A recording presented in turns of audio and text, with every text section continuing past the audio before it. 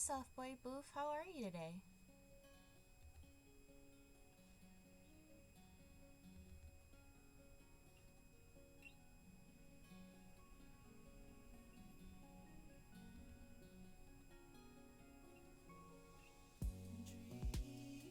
Uh-oh.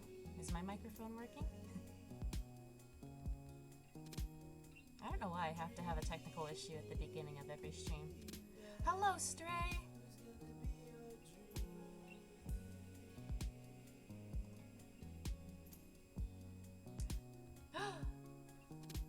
Thank you so much for resubscribing, Stray!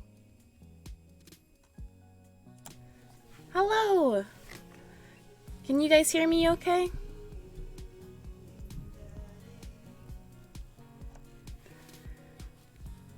Because I'm not sure if my mic is working now.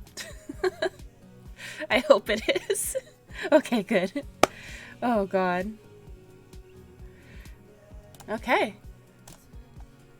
So let's date a new dad.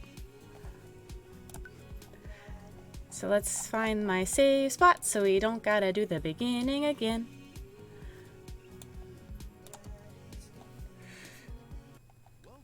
I didn't say it would beat you up, no. Usually I have to pay extra for that. Hi, ABC Me. Welcome. Welcome, welcome. We're gonna date a new dad today. So let me talk to my daughter real quick. Hello, I love you, daughter. You're perfect and amazing, and I love you. And I didn't go to business school. Okay. So which dad are we dating today? We have dated beautiful Craig and wonderful Matt. And we have all these other daddies to date. Only 4 other dads to date. How wonderful. Huge O. You know what? Let's go for it. Oh, we did say we were going to date Vampire Daddy last time too, though. How do I make a quiz? I can make like a... There's a way for me to do a poll. How do I make a poll? Where's the poll button? Oh, no. Okay. Poll.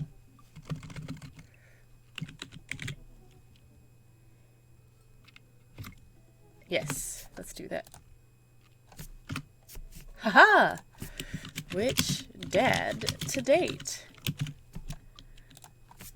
So we've got Robert, we have got Damien, we have got I almost wrote huge O.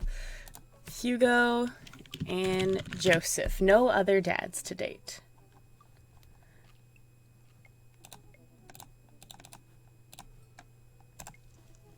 There we go. Did it work? Yes. Okay, so it's at the top area. Uh-oh. My power just flickered, so if I lose power during the middle of the stream, I'm so sorry.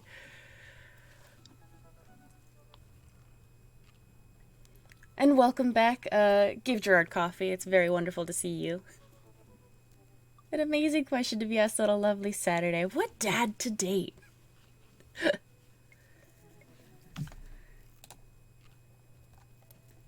So far, we've got 100% votes for it, Damien.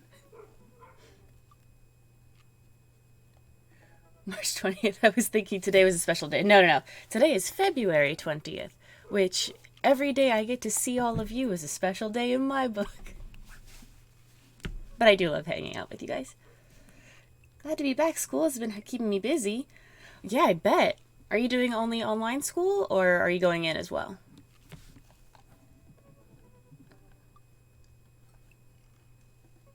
Looks like... Oh, we got one person. I don't know how to use the poll on mobile, but it's cool. I'm happy as long as the daddies are dated. Were you able to figure it out? Because I can push the button for you if you want. But so far it's looking as if Damien's got 2 votes. Softboy Boof just subscribed. Oh my gosh. Thank you so much for resubscribing, Softboy Boof. I appreciate it. Let's go. Oh, perfect. It came up. Oh, crud. Okay, that's not helpful. It's at a 50-50 dad dating ratio. online school senior year of college with a double major. Holy moly. And working on a visual novel game? Whoa. Well, when your visual novel gets published, I would love to purchase it and play it. That'd be fantastic. So Damien and Hugo both got 2 votes. But I did promise last time we would date Damien then, since we were at a tie. So we're gonna go with Damien today. MCB! Oh god, hype train. Thank you so much, I really appreciate it. Welcome. You have all the fun emotes, and I'm trying to work on other emotes and stuff as well. But it looks like we're dating Goth Vampire Daddy. It'll be sort of trashy, but it'll be for free. Ooh! Well, I do love trashy games. I'm sure it'll be fantastic.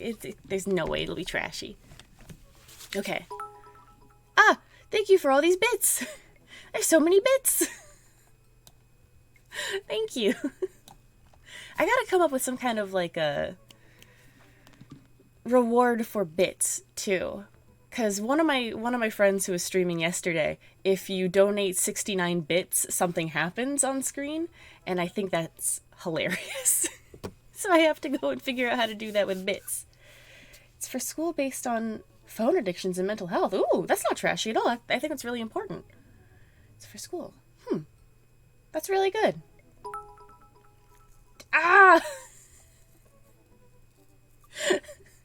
Thank you for the hype train. Choo-choo. Thank you guys so much. I really appreciate it. It's very hype. Round 2 begin. Oh god.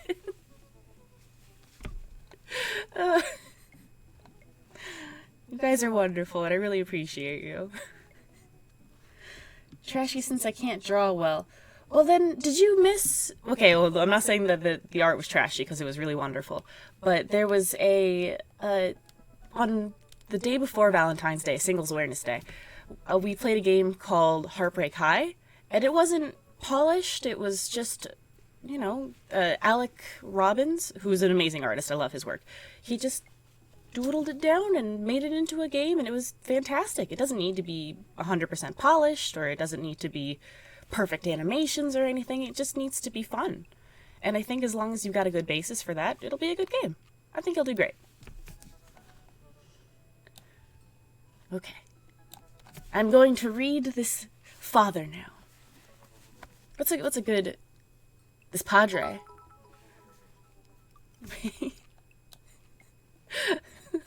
Times 4. Wait, 50 plus 15 equals 65. I need...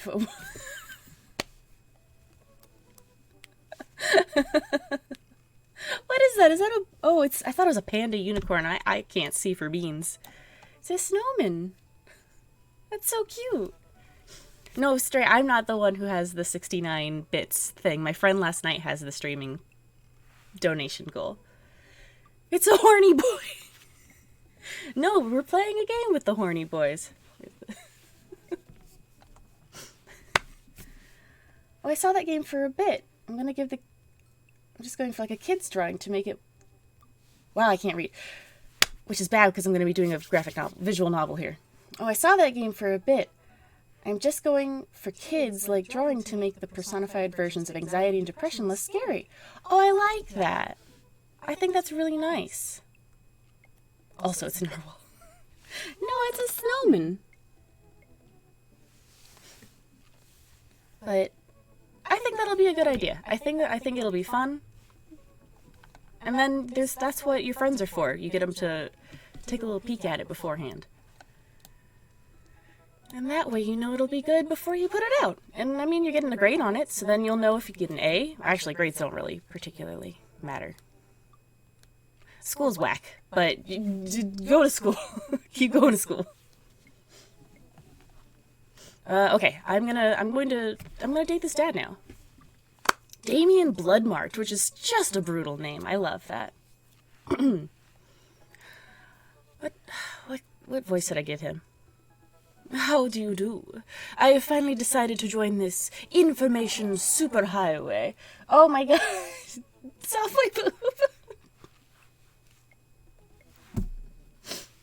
You guys.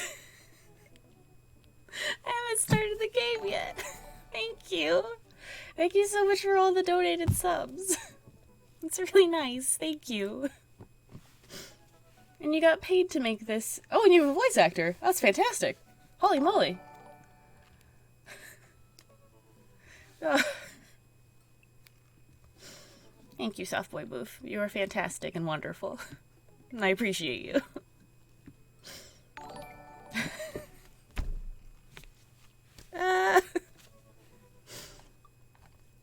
Gosh and golly. The stream's only been on for 12 minutes and I'm gonna cry already. Yeah, $750 for it all. The rich paid for us to make stuff. Good. Get paid. Uh-oh. Uh-oh. I don't know if that picked up on camera. I don't know if that picked up, but my lights are doing Darude Sandstorm on me and they're just and just flickering. That's not good. Okay. I'm really sorry if I disappear. I don't think I'm gonna lose power, but it's the ghost. It's actually the ghost. Boof is breaking the lights with this hype train. That might be it. Choo-choo. Spooky. Okay, the lights are fine again. This will be fine. Everything's fine. I'm gonna date this spooky man now. A little bit of an echo. Ah! Not again.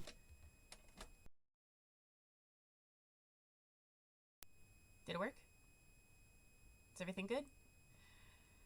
I know what the problem is. I just don't know how to fix it. It's that my camera also has a microphone in it, but I've got a microphone as well set up. So I have to figure out, and whenever I play with it in OBS, it says that I'm not going through the camera mic, I'm going through the mic.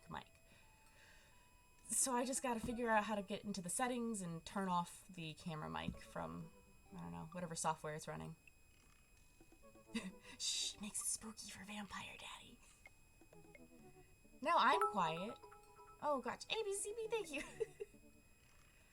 Well, I'll turn up my sick gains. How about that? Is that better? I'm doing ASMR mode. Camera broke. Ah! Oh no! Everything is bad.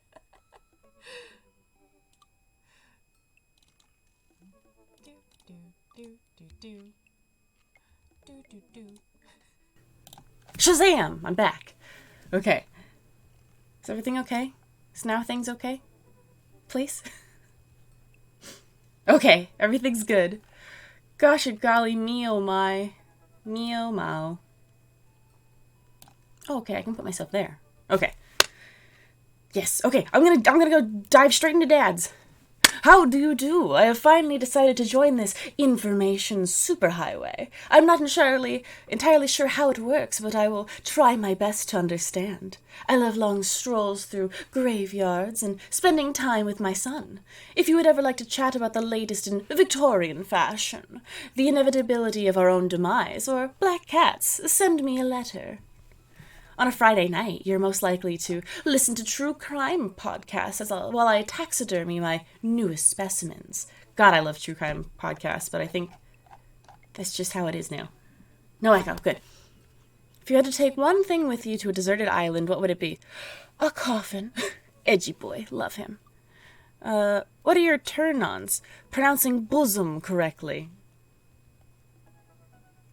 I don't know if I want to date him anymore. What did you want to be when you grew up? A bat. What is your favorite movie genre? Foreign art house horror. Maybe I do want to date him. It's night. Oh, what's your ideal date? It's night. We're at an industrial darkwave club in Berlin. The music drums to the beat of our hearts. What do you never leave home without? An upside-down cross. I spent a lot of time thinking about morality salience. Ooh, Jesus. It is a weird turn on, but we're not here to... You say yuck your yums as well? Do you listen to the McElroys? Message. You received a level 2 hype train remote. Yay!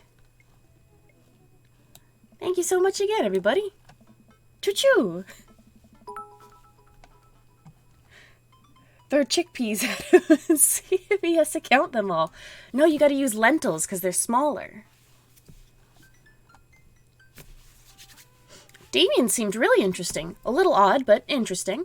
I think I should hang out with him to get to know him a little better. Choo-choo. Can I do that? Oh, neat. Choo-choo. I navigate to Damien's dad book page and type out a message. Hey, dude, you seem cool. We should hang out sometime. That's not how you approach this man. This gentleman. I sit there for a minute before I see that Damien's typing. But he keeps typing. And typing. Man, this guy's writing a novel? I leave the computer to make some coffee. And he's still typing. I sip my coffee and the computer finally dings. Need to call him sir, not dude. Yes. Mobile's whack. Why? What happened? Rupert. I must confess my excitement to be receiving a kind letter, for, as you see, I do not find myself available to enjoy your company. I must ask for your forgiveness. However, as I believe our first meeting did not paint me in a gentlemanly manner, as I would have liked. Oh, whoa, there's more. I would be highly flattered to enjoy your companionship at my residence for an afternoon tea and a stroll around my garden, should it please you. Till then, adieu. Yours, humbled, D. Bloodmarch. Ah, I love this daddy. That's a good daddy. Oh, I didn't read that. Hey, Amanda. Amanda pops out of her room. Her eyes are a little puffy, almost as if she's been crying. I have to live through this trauma again of my poor baby. Hey, are you all right? Oh, yeah, totally. I'm cool. I just found out that the succulent I've been watering and singing to for the last 3 months was actually made out of plastic. Something very similar did happen to me, actually. Like, almost word for word. She is an emotional teen and I love her. Even the dirt was fake. Oh, honey. Are you sure that's all you're upset about?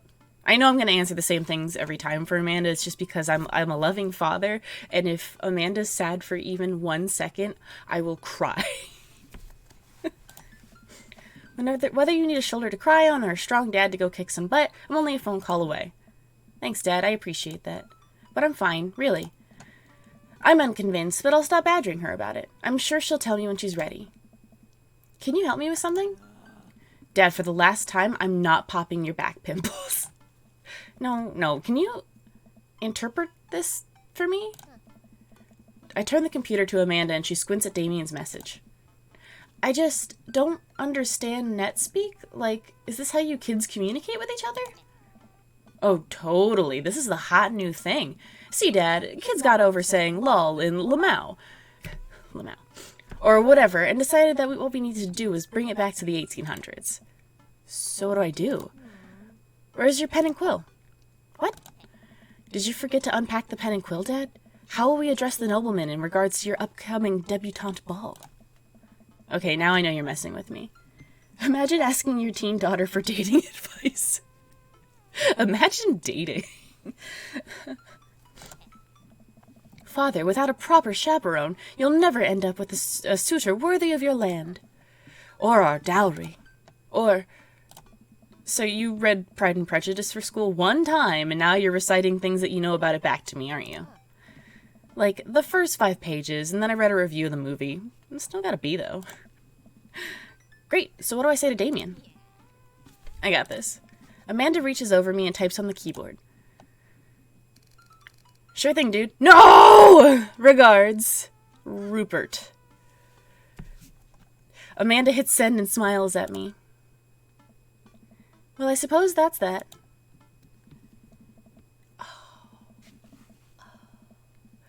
I make the short walk over to Damien's house. Well, I guess you can't really call it a house. It's more of a manor? Estate? The Gothic architecture looms above the other homes in the cul-de-sac. His house is beautiful. I'm digging it. I walk past a couple of gargoyles guarding the front door and look around for a doorbell. There doesn't seem to be one. I pull the large, ornately carved bat head's door knocker back and hollow... I pull the large, ornately carved bat head's door knocker back, and a hollow sound echoes throughout the house as I strike it against the door. But that many windows for a vampire? He's not a vampire. It's silly. Yeah, actually, I've always wondered that. In a bunch of, like even in Bram Stoker's Dracula, there's windows in that place. Why don't you just hire somebody to cover up the windows? Or make, like, little bat doors? So that way, even if the sun does come through, you're not going to get burnt. You're just going to get, like, a little ouchie. I've never understood that. I wait several moments before the door slowly creaks open. You think they'd be smarter not to have so many windows, right? You've been alive for thousands of years. Wall off the windows. It's a little creepy, but I enter the home and take a few steps into the foyer, noting the oil portraits of who I assume are dead relatives hanging on the wall. Oh, fancy lads, and oh, good dog. As I'm admiring them, the front door slams shut behind me. Hello? Silence. An oil lamp in the corner flickers dimly, casting ominous shadows against the wall. Why do I feel like the people in these paintings are staring right at me? Why is it so cold in here? Where's Damien? It's very bright in here for a vampire's house. I mean, a distinguished gentleman's house. Rupert, pleasure to have you in my home. I look up and see Damien standing at the top of a majestic staircase and a walking candle holder.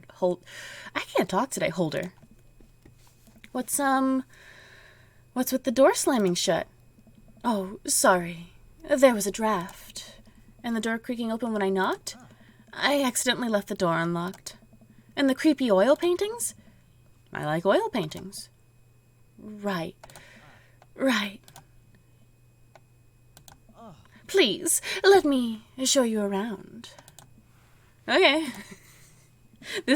I would not survive a horror film as this dad. Damien leads me around his house, showcasing his parlor, sitting room, auxiliary sitting room, and the parlor again for some reason. Oh. This is one of the older homes on the block, yes, but nowhere near as old as the architecture might suggest. Through extensive renovations, I've been able to craft a residence that is both historically accurate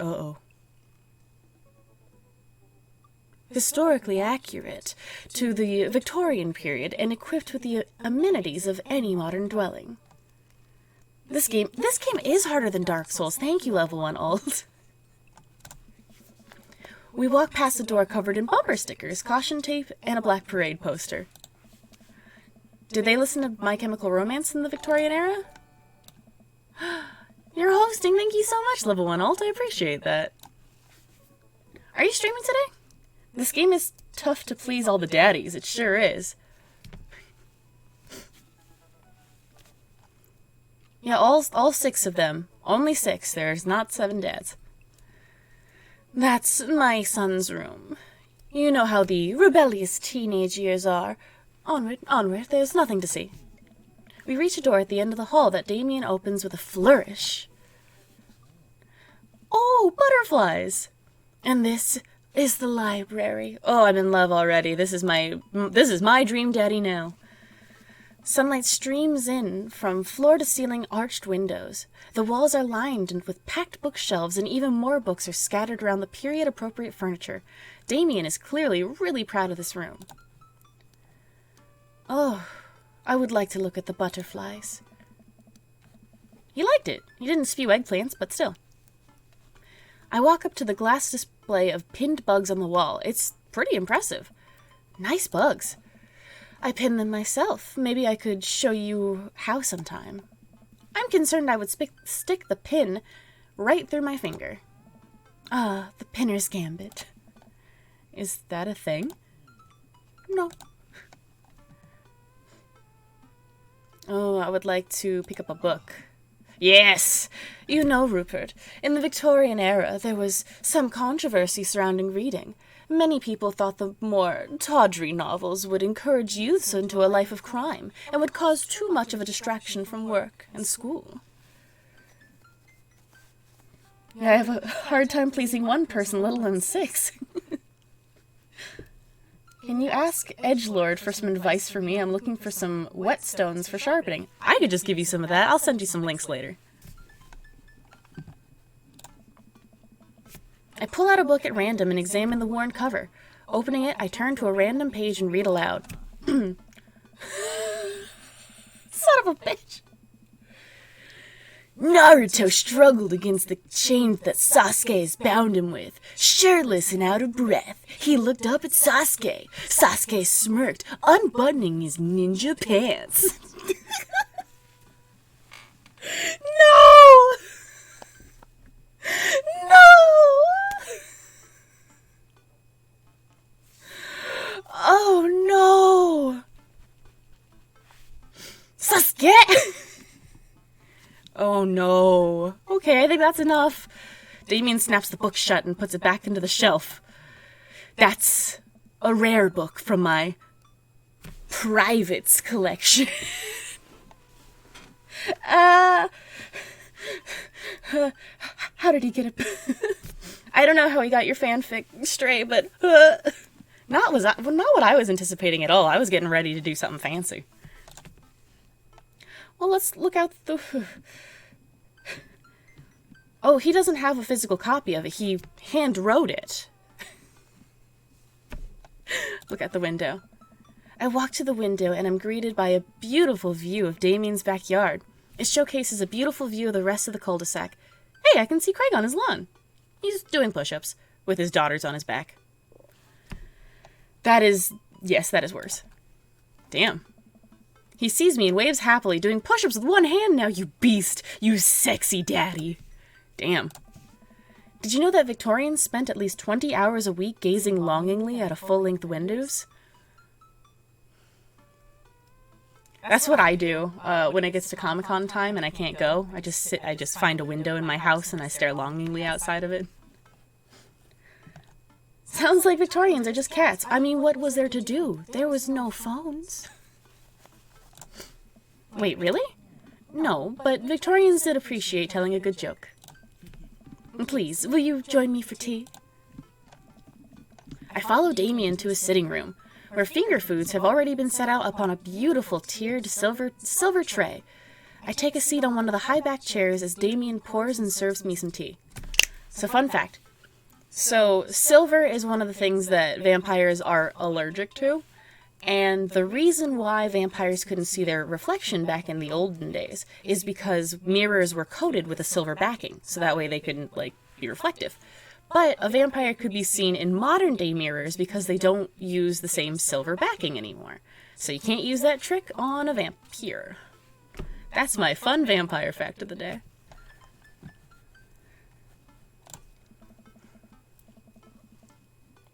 Wow, Jen is a nerd and definitely did not know that already.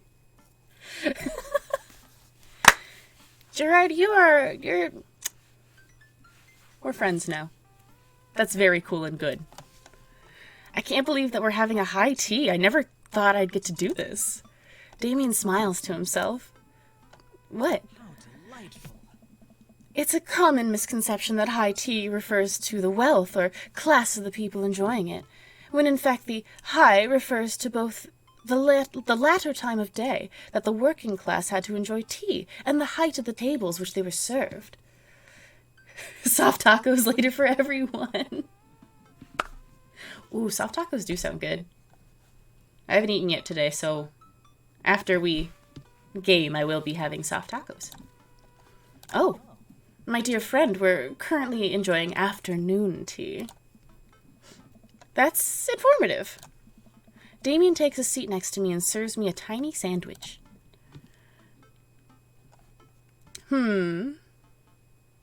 He is very proud of his home.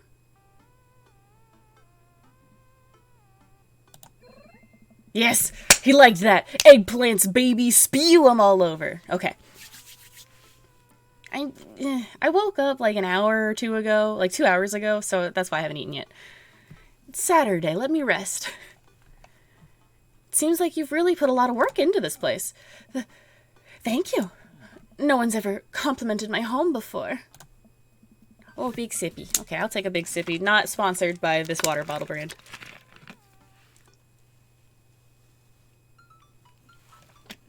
That makes sense. Gotta eat soon. Yes, I will. As soon as we're done streaming. Because I might have D&D after this, so I gotta eat in between. Hell, I can barely get matching salt and pepper shakers in my place. And look what you've done with your home. I'm kind of jealous. Thanks. That's very generous of you to say. What's got you so interested in goth stuff? Well, when I was a young boy, my father... Did he take you into the city? Sorry? Did you guys see a marching band? I'm afraid I don't understand. You're serious? Of course. But it's, you know, the song. Amanda made me listen to it. No, I'm not a nerd. Totally understand. Don't lie, you dweeb of a vampire. This dude's a major weebus. Like, can't even. Seriously? I'd love to see a marching band. Me too. I'd love to see anything. Nevertheless, I've always had a love for art and history and fashion. What started off as a small hobby, or of collecting taxidermied animals, grew in sort of an obsession. It's a privilege to be able to appreciate the lives and culture of those who came before us, I think. D&D? Dungeons and Dominatrix? More like Daddies and Dominatrix. Son of a bitch. He's an emo weeb that loves historical fiction for sure. Oh, just like me in high school. I mean, what? Why not go all the way? I like not dying when I catch a cold. He takes a sip of tea. I can acknowledge that there were many very terrible things about the Victorian era, and try to live a life that strictly aligns with those ideals would be admittedly horrid. No bonking me, I'm the streamer. But I think it takes a critical mind to truly appreciate something to the fullest, to be cognizant of its flaws, and love it all the same. Tell me, Rupert, do you have any hobbies? Oh man, I do, but I don't know if I care about anything the way you care about this stuff.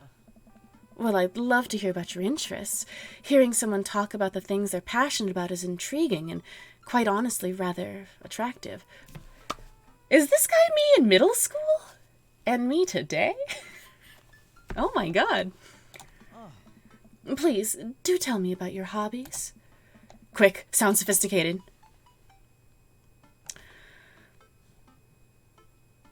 I love me some word jumbles. That's been a fact throughout all of these. The written word fascinates me. We spend so much time using words, you know, and I think people would appreciate them more if they had to unjumble them. Jenna's just dating a daddy version of herself. I keep saying I'm gonna wear my vacation dad outfit on stream and then forgetting. Because that's my, like, fashion sense ranges from goth teenager to vacation dad, and just a wild, horrible array of in between. It's poetic, really. Oh, so you're a writer. In a sense. We finish our tea and finger sandwiches. Come, I have one more thing to show you. Damien takes me around the back of his home, where a variety of flowers flourish in beautifully landscape rows. A small stone path weaves through it, and butterflies flit lazily through the air. I hate to believe in stereotypes, but you sound about like a bisexual emo woman. Goth, not emo.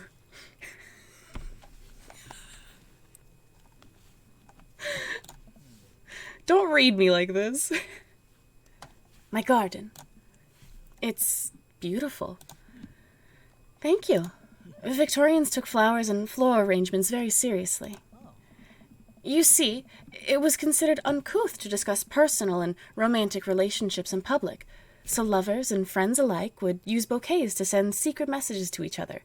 Each flower and plant is symbolic of different feelings. I love that. It's okay, I'm in a similar area as you. I knew we were best friends now. Give me... Lurk while I finish work, but the daddies would be in the background. Hell yeah, Ben, thanks for lurking. First of all, I don't know if you're in the Discord, but... Nope, where's my button? Where are my button? Discord. But, give Gerard a coffee. You get up in that Discord and we shall virtually hang out. Let's play video games. Dis that cord. The emo ace who is also a weeb. Oh, heck yeah. Oh, you're the gamer girl in there. Oh my god. Oh, we spoke. Oh my god. Whenever the names don't match up on Discord and Twitch, my brain is just like, well, this must be an entirely new person. Level 1 alt. Whoosh. Listen, I'm very small, have no money, and very tired. You can't even understand the stress I'm under.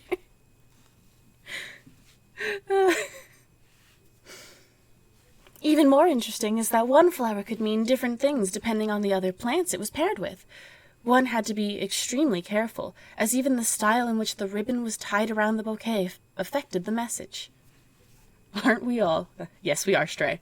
Mostly the money. Damien leans down and plucks a gorgeous bright orange flower off a vine. Lilium bulbiferum, the orange lily. What do you think this one means? I'm gonna Google it. No. My loins are ablaze. Thou art the tightest. 3 cheers for sweet revenge. I'm gonna go with thou art the tightest. Hell yeah! Hell yeah! Spew the eggplants. No, I get you. Most of my new game tags are gamer girl, but this Twitch account is from my MCR teen days. Ugh. Bless you. The orange lily is actually symbolic of pure hatred. Well, and that's precisely why floral arrangements are so challenging. What's your favorite type of flower? Well, maybe the sunflower? They remind me of sunshine, and then you can eat the seeds as a delicious snack. What a practical choice. Oh no, we didn't like that. My stomach grumbles. Oh man, now I want sunflower seeds. I'll have to remember that when I put together a bouquet for you. He would put together a bouquet for me? Nobody's ever given me a bouquet before. You had a husband. Why didn't he give you flowers? I follow Damien down the footpath and admire more of his beautiful flowers. Suddenly, a phone rings. Oh, Rupert, will you excuse me? I must take this. He pulls a cell phone out of his pocket. I'm a little surprised it's not a rotary phone. In those tight pants? I don't think so. Go for it. Damien smiles and walks back to the house. I take a deep breath and enjoy the heavily perfumed air. What a lovely yard. This makes me wish I'd put a little more effort into that garden Amanda and I tried to start one time. Our watermelons grew to the size of cherry tomatoes and then immediately died. Oh, hey, a gargoyle. He's got butt. Oh no, I knocked over the gargoyle. Fix that garg. Okay, so that's the head. Nope, okay. This looks like a butt. No? Okay. There we go, okay. What? No, that's correct. No, is that not correct? Oh, I can flip it. Okay. Garg. Our secret. Gargoyle. What's up, my shalomies? Shabbat shalom.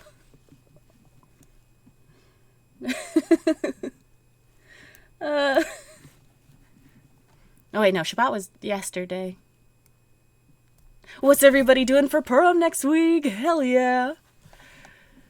I will not be going out, because we're in the middle of a panini. Woo, that was a close one. Uh-oh, here comes Damien. He looks upset. He knows. Rupert, my sincerest apologies to have kept you waiting. There's an urgent matter that I must attend to, so I'm afraid I must take my leave. Oh, no problem, dude. Everything all right? Damien worries the hem of his coat and with his fingers and looks away.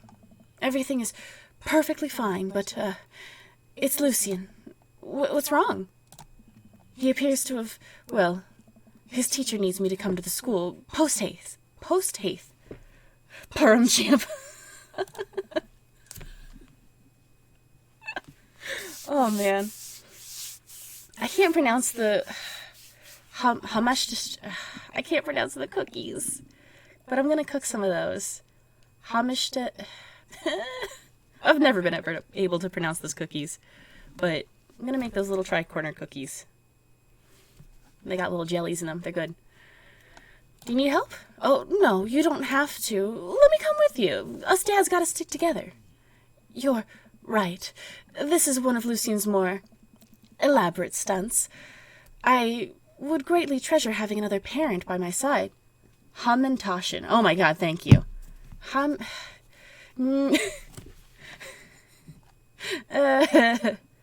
Thank you. If I just look at the word, I'm like, well, that's just a whole bunch of letters in there. Sure is. Okay, I actually need to work, I swear. No, we're talking about cookies. Let's go. Oh, I clicked out of the screen. Uh-oh. Damien and I walk to the school and are immediately greeted by an anxious-looking Hugo. Our two daddies that we were going to date. Oh, no. Hey, Damien, you're here in record time. I wouldn't miss it for the world, dear friend. Wow, whatever it is, it doesn't seem like this is Hugo and Damien's first time to the my kids are in trouble rodeo. What is it this time? This, Damien, you have to see to believe. Damien and I fall into step behind Hugo, who leads us through the busy corridors of the school. We pass by several classes in session, and I vaguely wonder if Amanda's around. Hugo eventually ushers us into a small boiler room with a flight of rickety stairs leading us into the darkness. Watch your step. I can hear faint voices drifting up from the basement, and they don't sound happy. As I'm led into the depths of the school, I recall the antics I got into as an angsty middle schooler. At least I had enough sense to stay out of creepy basements. We find another teacher in a boiler room tucked away in the back of the basement. With him are Lucien and Ernest, Hugo's son. Lucien has a bloody nose. Thanks for coming. I can't make heads or tails of this. Why do they got, like, records? Like old vinyls in here. I look around at the scene of the crime and see a bunch of bricks and some masonry tools scattered around. Did they try to cask of Amontillado each other?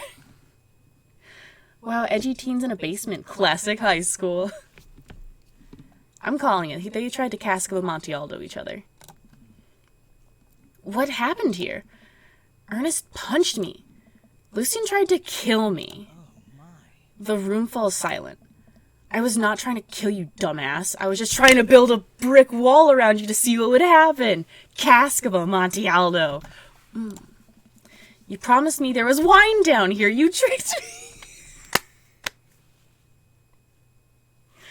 Dude, that's the oldest trick in the book. Whoa. Wait a second. Lucien, did you try to... Amontillado? Ernest? I'm neither confirming nor denying that. I turn to Damien and whisper to him, What's Cask of Amontillado? It's a classic Edgar Allan Poe short story where a man gets his enemy drunk, lures him into his cellar with the promise of wine, of a fine vintage, then buries him alive behind a brick wall. It's a lovely story. So wait, Lucien, you tried to do that to him? I was curious to see how it would turn out. I wasn't actually going to leave him there. What was the thought process here? That Ernest was just going to sit still while you slowly built a tomb around him? Well, it worked for like 20 minutes because he's an idiot. But then he realized that I had lied about the wine. I mean, wine can be a good way to tempt an edgy teen. And in the story, I do believe he does give him the wine. So if he had just given the edgy teen some wine... And you were cackling maniacally. That sort of tipped me off. Ernest, 20 minutes? Dad, it took you 20 minutes. Son, we just did an entire 2-week unit on the cask of Amontillado. And it took you 20 minutes to realize Lucio was leading you into an elaborate ruse? Did you even read the story? I read the first 5 pages and then read a review of the movie. It's only 5 pages long and there's no movie. Yeah, you're right. I paid Lucian to read it for me. Actually, he didn't even pay me. So when you think about it, this was me teaching him a lesson. You know what? I can't get mad at him. This is him actually teaching him about the short story. Damien and Hugo both have their heads in their hands. You guys are always telling me to engage in the literature, and I did. I don't see a problem here. I can't say he's wrong. How do you not get worried when seeing someone build a tomb around you? Well, I believe his name was Montresor. He was drunk off his ass when he was being Amontillado, and he was still drinking, if my memory serves me correct. I read this in high school, so it was a little while ago. But, like, as a teenager, you should know, man, like, I've done stupid stuff as a teenager, but I never let anyone brick me into a tomb. Alright, I'm filing this under what the hell. Don't do whatever that was. Again, you two are both suspended for a week. Ernest and Lucian high five. The teacher starts to stomp up the stairs. Hugo, I'll cover your class. Take your son home. Mr. Bloodmarch, you too. Thank you for your mediation. We all head up the stairs and out of the school in tense silence. Lucian, Damien, and I all pile into my car and begin to drive home. Lucian immediately puts his hood up and stares out the window angrily.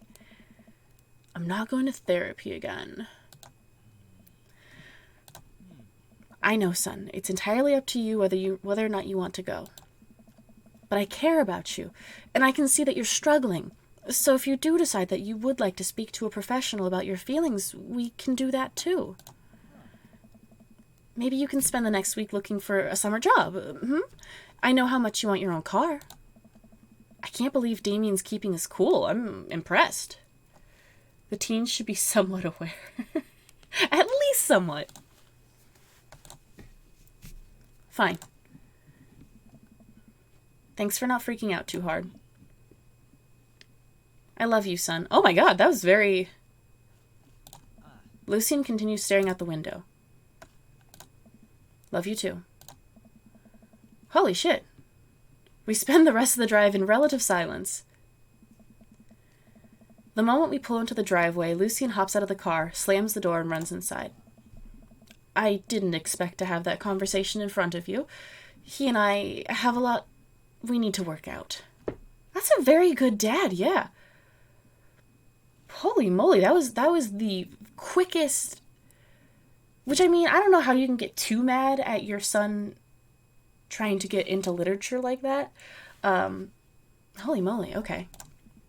It's alright. In all things considered, Lucian's bricklaying was pretty good, so there's your silver lining. He could get into masonry.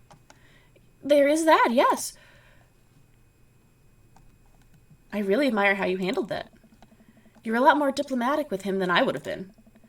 I just want what's best for him, and I don't think yelling at him would do either of us any favors. I think he was getting someone else into literature. You are correct. It rarely does. You're a good dad. Yes! Eggplants!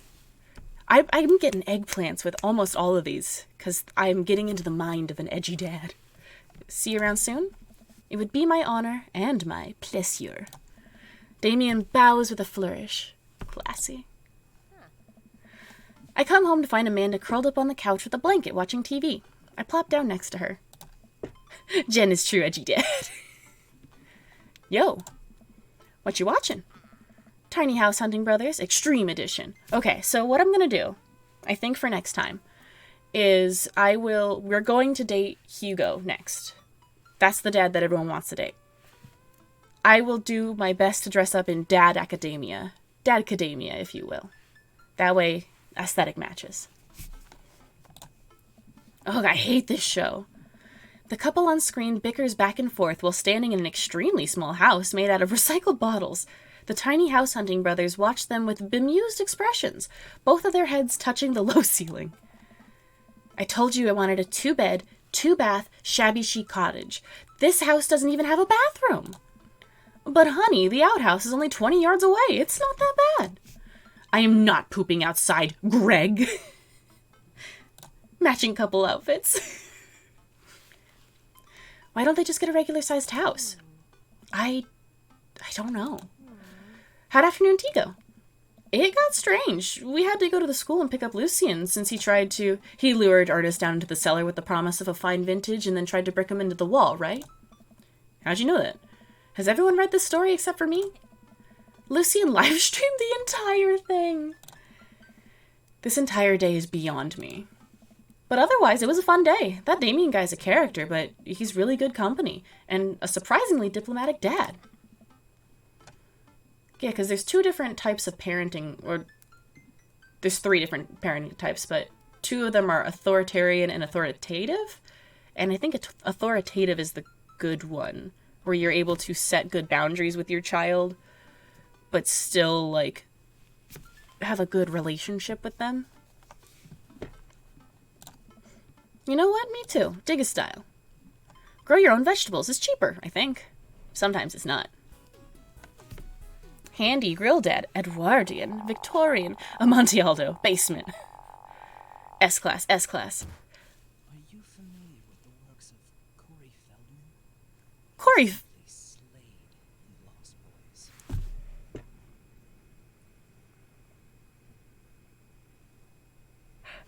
Hi, Ashley.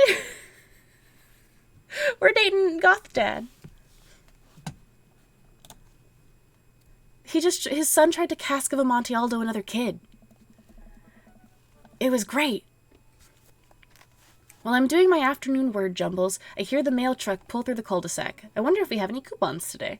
I wonder if I can just skip through the Amanda parts. Or will that make me a bad dad?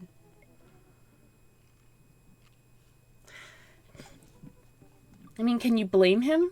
The other kid didn't stop him, that's true. Craig is best dad, TBH. I'm gonna skip through.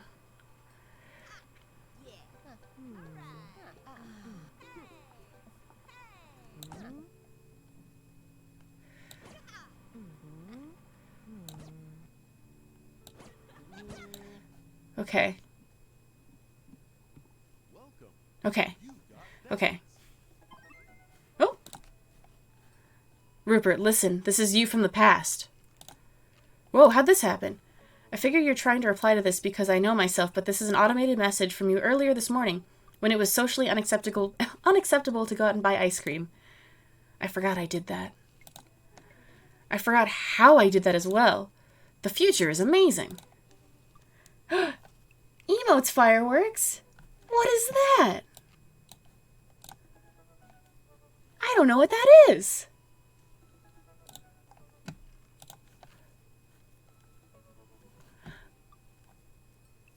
How did you do that?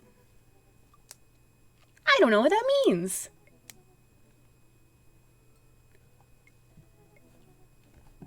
I don't know, but it said that you launched an emote firework. I don't know. Just resubbed. Oh, okay. Well, I appreciate that, and I appreciate you. Super weird. I don't know what that was, but thank you. I appreciate it. We're buying ice cream now. Yeah, Ashley is a magician. And her friendship to me is magic. Let's go get some ice cream. Listen, life is short and ice cream should always be acceptable, but unfortunately this isn't the society we live in. And it's less the society we live in and more me projecting my own anxiety about being judged onto others, but you know what I mean. By the time you're reading this, it is a certain time of day in which nobody will bat an eye at you for going out and buying ice cream. Magical friendship. You know what to do. Be good, me. Buy that iced cream! Always check the card reader on ATMs before you swipe. That's true. You always want to do that. There's a gas station nearby where I live where people's cards get hacked all the time. And so I'm paranoid and, like, wiggle the card reader and just, like, really examine it. You know what? I've earned a treat. On the way home, I decide to stop off and grab some ice cream, which I fully plan to eat directly from the tub. I spend a lot of time trying to figure out just what type of ice cream I'd like to eat directly from the tub. Rocky Road? Pistachio? Oh, Amanda's probably going to want some too. Better get 2 tubs. She loves cookie dough ice cream, right? Hey, mister! I turn around to see Ernest. Oh, leaning up against the wall of the convenience store. Ernest? You're cool, right? I'm not buying you cigarettes or alcohol, buddy. Oh god, I feel that. LA has sketch areas that have fake readers on top. Yep. It's not good. You gotta wiggle them. I'm cool. But I don't see what it has to do with anything. Well, if you are cool, you'll help me out, right? Help you out? There's no fire involved, is there? Just clouds. So if I give you $20, will you buy me e-liquid? Fuck no. I'm gonna tell your dad. I'm gonna snitch. I'm telling your dad. Ernest, what's e-liquid? It's like a Gatorade, you know, electrolyte liquid. I'd get it myself, but I'm banned from here for trying to run a grift on the cashier. Yet we always use that gas station that's got the best prices. A classic fiddle game. You know the deal. Oh, if you're talking about balanced electrolytes, then I got you, little buddy. And I didn't know you played the fiddle. Just ask the clerk for blue razapple vortex. He'll know what it is. I pick up a tub of pistachio ice cream for myself and a tub of cookie dough for Amanda. I search around for some blue crazen void starer, but I can't seem to find any. I turn to the cashier. Say, where's your finest e-liquid? Behind the counter. You got an ID? First of all, my daughter is older than you. Second of all, I'm flattered. I switched shampoo recently. Is that taking some years off? Look, you need to be 21 in order to buy vape juice. Your hair doesn't look a day over 20. Nice.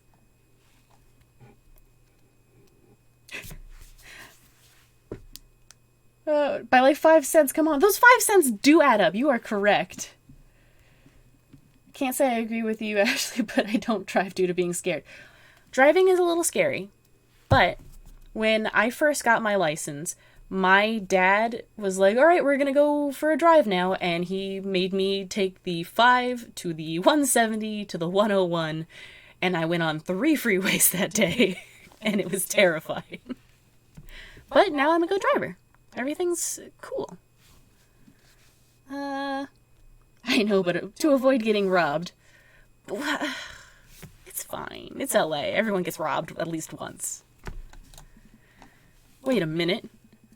Are you just trying to butter me up to go get me to buy more ice cream? Because it's working.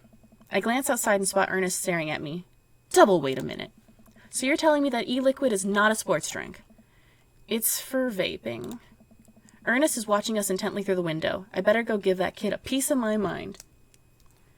I live like 10 miles from downtown LA, and I'm too spooked to learn. The drivers here are not the brightest. No. God, no. Oh, yeah, and they got cinnamon rolls there now. Those are so good. Well, Lindsay, what you do is, when I learned how to drive, is it took a while, but my parents drove me up to Santa Paula. And that was a very long drive. But it was worth it because there's nobody out there. So you go and drive around and, just get a feel for it, and you're good. My mom made me drive my entire family down to Disneyland when I first got my license. Oh, God, yeah, that's not a fun drive, especially since it's always under construction. I think Burbank has been under construction my entire life. Just never been able to get off on that one off-ramp. And I never will. I know that I will outlive... I will die before the construction is over in Burbank. I see. Okay, I'm gonna pretend that you didn't try to trick me into buying you the old Baphomet's cough syrup. Oh, I love that. That's hilarious. And then go inside here to purchase my ice cream. I won't I won't tell your dad if you promise to scram. And stop vaping. You'll get popcorn lung. What if I give you 25? Go home, Ernest. You were almost cask of Amontillado today. Han Bolo, hello! Right, you're just stuck up. I just have stuck to buses because it's cheaper. Oh yeah, that's true. God, yes.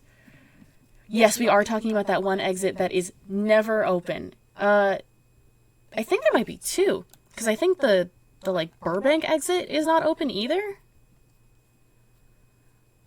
But no, oh god. I can't remember what it's called.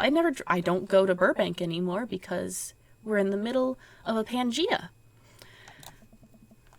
As I'm walking back inside, Ernest calls after me. You can get popcorn lung from microwave popcorn, you know. I no longer trust this child, but the mere notion strikes fear into my heart. A panini? More of Burbank is under construction. What? I know there's one, like, right next to this Motel Inn that's been under construction for 10 years, at least, yes. God. I go back inside to complete my purchase with the good cashier. Thank you, kind sir, for your time and generous hair compliments. You got it, bub. I glance out the window I think there was a typo. A while to see Ernest still outside. Looks like he's talking to some other poor sap. I guess I should go outside and save the other guy some grief. Wait a second, that's definitely a cop. Uh-oh. I grab my tubs of ice cream and bolt outside. Ernest is already face down on the hood of a squad car. Uh-oh. I know the one near the new IKEA that's been out for 3 months, yeah. LA is easier than those canyons. Oh boy. So when I get... Yeah, it's never going to open. When I get sad, I like to go on drives. And every once in a while, I have like a specific place that I will drive to. I don't get out of the car, I just will drive. But one time on my way home from the drive, I'm like, you know what? I've never been this way. I'm gonna drive it. And it took me on the most terrifying, like, canyon drive of my life. It was the most windy, small, and then just on the edge, there was just cliffside. Just terrifying. If I took a turn too hard, I was definitely gonna fall into the valley and die. Like, it was... it was very scary. Ugh. I miss the IKEA food court. Oh, man. No, I'm not gonna think about it too hard. Ernest is already face down on the hood of a squad car. Ernest, did you seriously just try to get a cop to buy you e-liquid? Do you know this kid? I'm friends with his dad. Yeah, we live in the same cul-de-sac. I know his dad. Listen, he's a good kid, and I'm this boy's father. Robert! Rip food courts and buffets, and Swedish meatballs. Actually, I think we could buy the Swedish meatballs. If we just go to IKEA, and not go, like, in, but there's that other entrance, we could just go in and get some Swedish meatballs and just get them. Vegas buffets, I think, are going to close up forever. I don't think they're going to come back from this, which is just... I love Vegas buffets so much. They're so good. I just miss so many food places. I want to give this pandemic... Yeah, I want to... Oh, Mongolian grill. Ugh. Now I'm extra hungry. Heck, okay. I turn around and see Robert walking up the street towards the convenience store. Ernest, what are you doing? I want a lawyer. First of all, good first instinct. Remember that you're not required to answer any questions from a police officer without a lawyer present. You're this boy's father? Yes, sir. Ernest likes to lash out at me like this ever since the accident. Oh, I don't like talking about it. That's fine. Robert gives a wistful twinkle in his eye. It all started 7 summers ago. My hair was long then. Nu metal was still in style. Ernest and I were down in the Florida swampland scavenging for... Sir, I can leave it to you to take it from here. Sounds good. Thanks, officer. Ernest, come along right now. You'll be cleaning grout from the rain gutter for a week thanks to this transgression. The police officer gets in his car and drives off. I'm stunned by how cool Robert was just there. Oh, 2.5 bowls and it was super yummy. Actually, I think there's a place near me that's like that. Ashley, remind me to tell you about the Mongolian place later. The police officer gets in the car and drives off. Okay, thanks. I want to say Richard? Ouch. Don't mention it, Hemingway. Got in trouble plenty of times in my life. Just don't do my good deed for the day. Just trying to do my good deed for the day. Will you buy me e-liquid if I give you $20? Child, I will end you. Hey, Rupert, will you walk Ernest home with me? Sure. It's by Pasadena and San Gabriel, I think. Ooh, I miss Pasadena. I miss places. Ernest runs ahead, presumably so he won't be seen with us, which is a thing I think kids do. He reminds me of myself a lot when I was his age. Well, maybe I wasn't as dumb. Did you get Cask of Amontillado? Seems like he tortures his dad. Seems like he tortures just about everybody. He even stole your wallet. What? No, he did. I pat my back pocket. I pat the rest of my pockets. He stole my wallet. Why are you doing this to yourself? What? Robert points to my tubs of ice cream. One of them's for Amanda. I have no qualms with the quantity of ice cream you've purchased. It's a perfectly respectable amount of ice cream. It's the quality I'm talking about. You work hard, Rupert. You're a good dad. Don't you think you deserve top-shelf ice cream? But these were on sale. You're gonna treat yourself. Go big or go home. Real vanilla bean. Real pistachio. You deserve it. Ooh. Oh, I know where that is. Oh. Maybe one day I'll go there. One day. We arrive at the cul-de-sac and Ernest runs into his home. That boy's the reason why we don't have prizes in cereal anymore. Catch you around, Rupert. Robert tosses me my wallet. I catch it with a surprised look on my face. Stole it back. Keep it in your front pockets or use a chain like back in your ska days. Smell you later. See ya, Robert. I go back inside my home, ready to spend the rest of my night with 2 tubs of ice cream and also Amanda. Alright, I'm headed out of here for the day. Have fun dating some hot dads. Thanks for popping by, Boof, and thank you so much for the gifted subs. I appreciate it. Have fun. Goodbye. Damien time. Message. Everyone needs to know how to use power tools. That is correct. Yes, they do. I had a lot of fun hanging out with Damien the other day. I wonder what he's up to.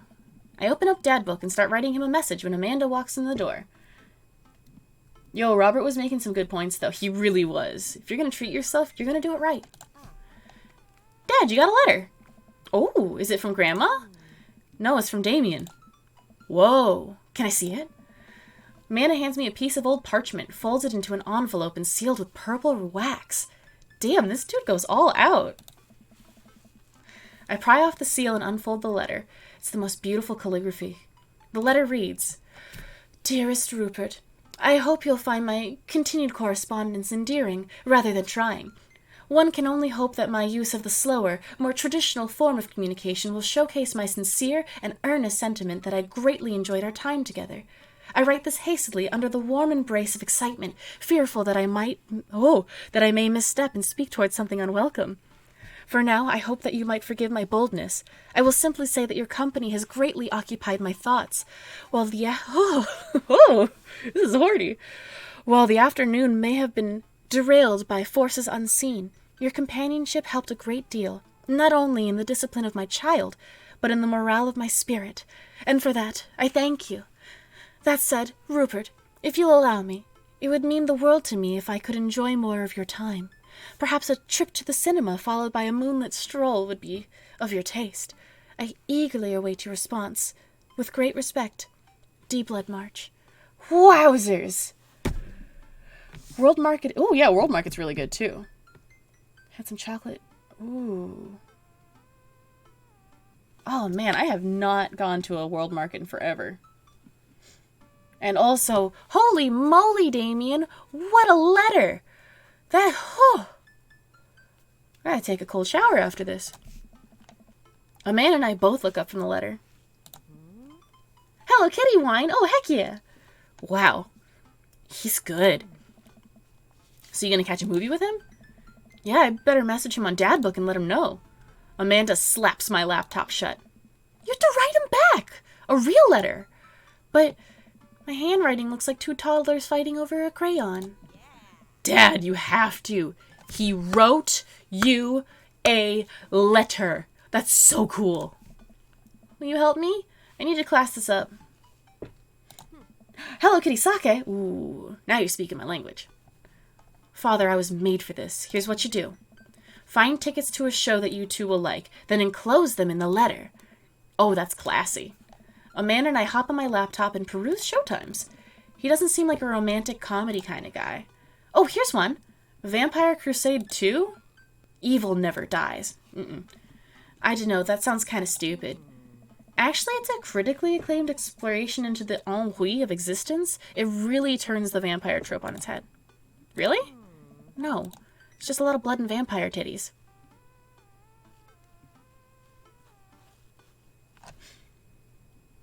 They really did slap her brand on anything. I have to stop buying anything branded to save money.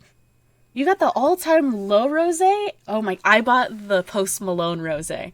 Also, why didn't they call it all-time rosé? All-time losé, sorry.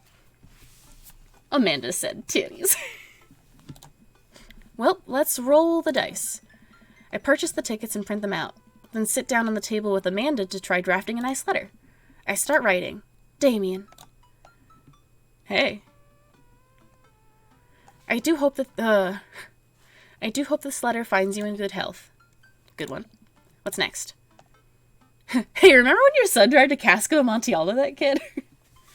I must confess of my amateur control of the written word. Geez, Dad, have some faith in yourself. Okay, we're trucking along. Let him know how you're feeling. You find me in good spirits, for I felt very much the same after our last encounter. I did very much enjoy the adventure we found ourselves on last we met. That Ernest shit was pretty messed up. Nice. I don't know, it was named Summer Days after one of their new songs. Ooh. Ooh. Okay, maybe I'll look into it. Did you, I don't know if you like Post Malone, but if you like dry rosé, Post Malone wine, really good. Ask him to hang out already. True art takes time, Amanda. Well, a strange turn of events, I have found myself enamored of the situation at hand. Like Bruegel's landscape in The Fall of Icarus, I find myself lost in your details.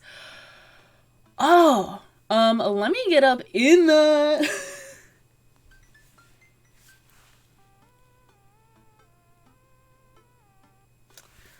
Oh. Both of those top ones are good. Not a big fan of dry alcohol. I had a bit. Oh, I'm sorry. Then don't try it. It's very dry.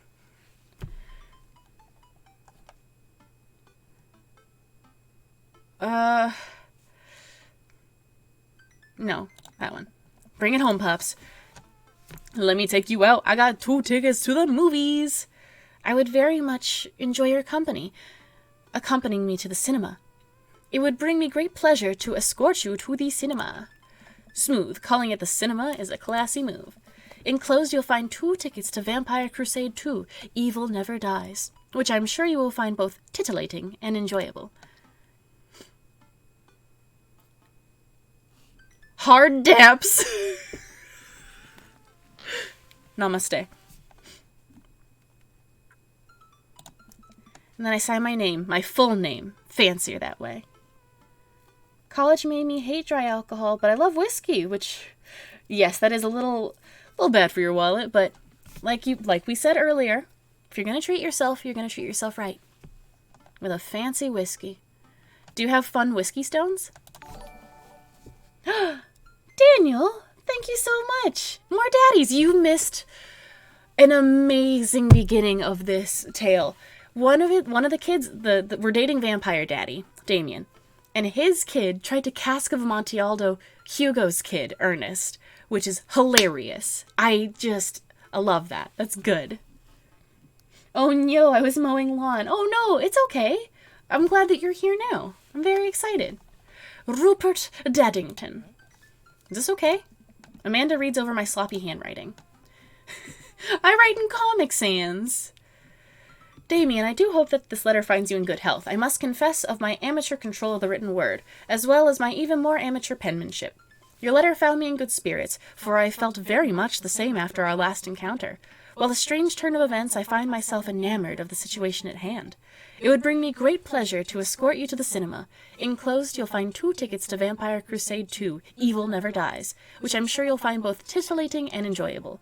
Best wishes, Rupert Daddington. Ooh, I plan to get some when I treat myself. I've been on a malt run with Red's Wicked, black cherry. Ooh, that sounds good. I spelled his name wrong? What? Oh, no, just trying to keep me on my toes. Okay. Yes, daddies. Yeah, Damien is, in fact, me in dad form. Now all you have to do is seal it and put it in his mailbox. Can I seal it with tape? That's not authentic enough. I have an idea. $3.50 for a 24-ounce can of that malt. Yeah, I want ice cream real bad. And soft tacos. Amanda leaves the room and returns with a candle, a lighter, and a small piece of wood. You gotta have a wax seal. She lights the candle, which starts to burn down and form a pool of melted wax. What's the other thing? Amanda pours some of the wax into the folded letter and expertly presses the small piece of wood into it. She lets it dry for a second and pulls the wood away, revealing, here it is, your sigil. A little kitten with a bow on its head. Awesome! I love that. Choco Taco. Ooh. Ooh. Ooh. What time is it? Yes, maybe. Scrapbooking stuff always comes in clutch. Well, I guess all there is to do is deliver it to his doorstep now, huh? Oh, I thought we were getting a carrier pigeon to do it. I already called my guy. I have a pigeon guy. Marcus has the good pigeons. Don't get your pigeons from Anthony. They're no good. Anthony? I don't want to know if any of this is true. God, that's a good house. I head outside and walk over to Damien's house. I slip the letter into the slot in his door and go back home. Mission accomplished. Now we play the waiting game. The night finally rolls around where I'm supposed to meet with Damien. The next day he had left another beautifully crafted letter thanking me for mine and agreeing to the evening. Amanda helps me pick out a nice outfit, and I show up to a theater a little bit early. It's a little chilly, but the theater is kind of crowded. But it's still nice. I love how you go at nighttime to his home, right? It's just more aesthetic. How do you do? I jump at the sound of his voice and turn around to see Damien right behind me. He almost gave me a heart attack. How long were you there for? I don't know. I just walked up. My apologies for frightening you. Was that thunder? Is it going to rain soon? I didn't hear anything. What? What? Regardless, the hour grows close. Shall we take our seats in the cinema? I must thank you again for purchasing our tickets. Please, allow me to repay the deed in Sour Patch Kids or perhaps Milk Duds. I'll take some snow caps. Let's do it. We get in line to buy snacks. As we're waiting, I hear a familiar voice behind us. Ugh, my dad's here. I turn around to find Lucian standing a few feet behind us with a gaggle of other goths. Ugh, my little gothlings. He does paint his nails. He's aesthetic. Him and his son both. See?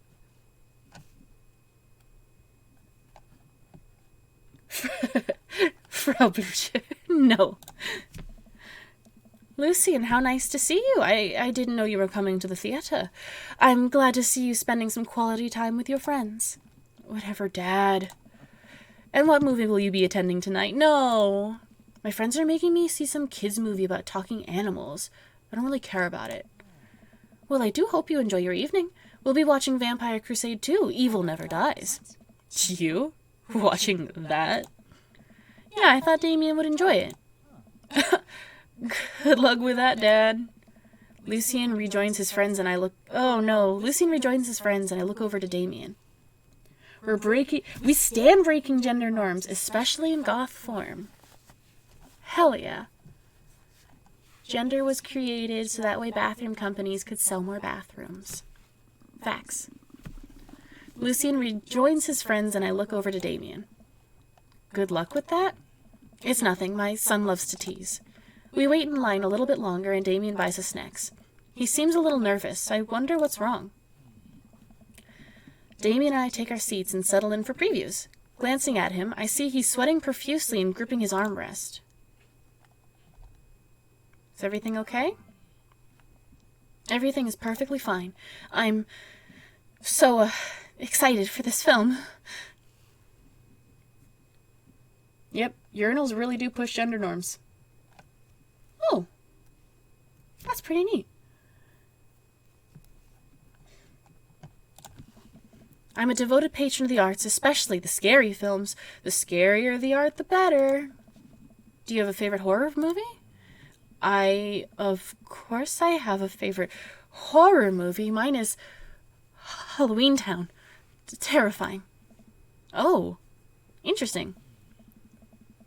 That's odd. I don't remember Halloween Town being that scary. I would have expected him to bring up some strange foreign horror film that I'd never heard of. Oh, he's not me in dad form because I love horror movies.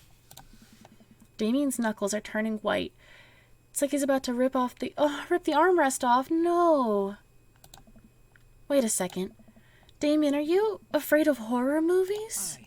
You must be joking. I love horror movies. Poor baby. The lights dim for the film. Halloween Town is scary due to productions. You take that back. That's a great movie.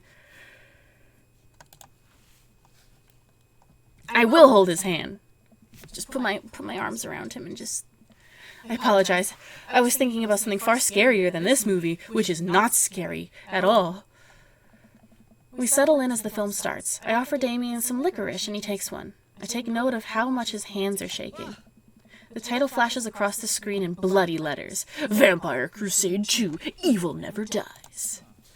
A pale man with long silver hair, glittering red eyes, and well-oiled abs sits up in his coffin. I have not watched it recently. Maybe my nostalgia goggles are just real up there. It's on Disney Plus though, so maybe... Oh my god, so when I was a kid, I was obsessed with the movie Mom's Got a Date with a Vampire. It was on Disney Channel. And just...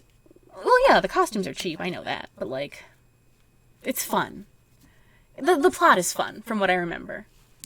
Mom's Got a Date with a Vampire. So fun. I loved that movie. And I was like, oh, hell yeah, I got Disney Plus. I'm gonna watch it.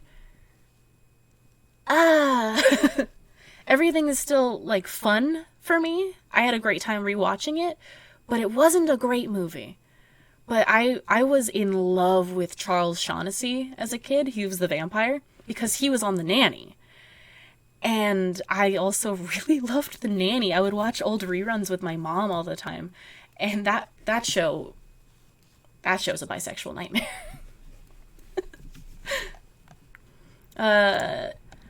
Oh, awake in my coven. Yeah, I don't want to rewatch films for that reason. It's still really fun though. Like, if you got nothing better to do, I would watch Mom's Got a Date with a Vampire again. It's still cute. It's a fun time. Two more vampires slide the tops off their stone coffins onto the floor. Brother, is it time? Yes, husband, but also mortal enemy. It is time. The three look at each other, and then to the camera. For the Vampire Crusade. This rules. The trio of vampires flies off into the night as foreboding organ music plays into the distance. I tend to rewatch some spooky foreign films. The Audition. Ooh, I just watched Let the Right One In for the first time. The original Swedish one, not the new, like, American one. And that one's really good. I somehow get lost in the movie. As dumb as it sounded, it's actually a pretty fun flick. We get to a tense moment of the movie where Romulus Trueblood sits at a truce meeting with the general of the human army, whose wife Romulus has fallen for. Romulus, it's good to finally see you. General, I agree. It's good to finally blood you.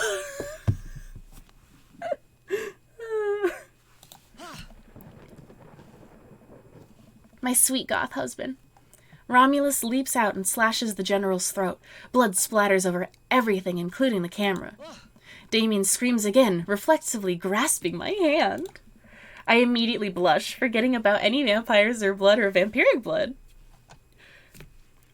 I love that movie. Oh, you love that movie. Good. So cute. I watched that when I was like 14. My older brother had tons of foreign films on DVD and watched them with me. Very good. Jen is having too much fun as a spooky vampire. He's so good. Ugh. One of my roommates is really into foreign films, so we've been watching a lot of like Korean horror films lately, and I don't remember any of their names, but they've all been really fun and good. What? Oh, I'm terribly sorry. Damien retracts his hand and places it back in his lap. No, let me hold your hand. I was writing a novel in my head about blood magic, and I got to an extremely scary section. Damien goes back to quietly stressing out about the movie. It's kind of cute that he won't admit that he's afraid of it. I wish he would hold my hand again. Maybe I could do something to try and make him feel more comfortable. I've got it. I'll do what all dads do best. Talk during the movie. Couldn't be me. Could be me. Horror films, fun and good. They are fun and good. Korean and Japanese horror movies hit different every time, any day of the week. They're really good. I'm going to tell him...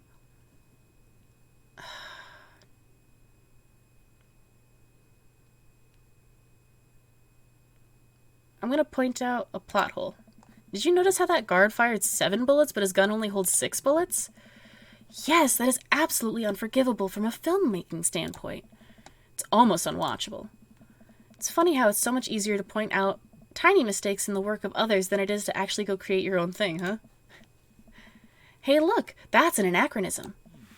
The rest of the movie goes by relatively smoothly, only with a few whimpers from Damien. Maybe he would have liked the romantic comedy better. We get to the final scene of the movie where Romulus Bad Blood and the general's wife embrace each other in his crypt. It appears that the true vampire crusade was the vampire crusade in our hearts, our cold, unbeating hearts. I find American horror films too dependent on jump scares. But I do love me some classic 80s horror films. Oh my god, yes. The classic 80s horror films are just fantastic. The cheesier the better, especially. The first horror movie I saw as a kid was Southeast Horror. Oh no. A Southeast Asian horror movie. And it scared me so much, I still to this day cannot watch Spookies. I couldn't sleep for literally 4 nights.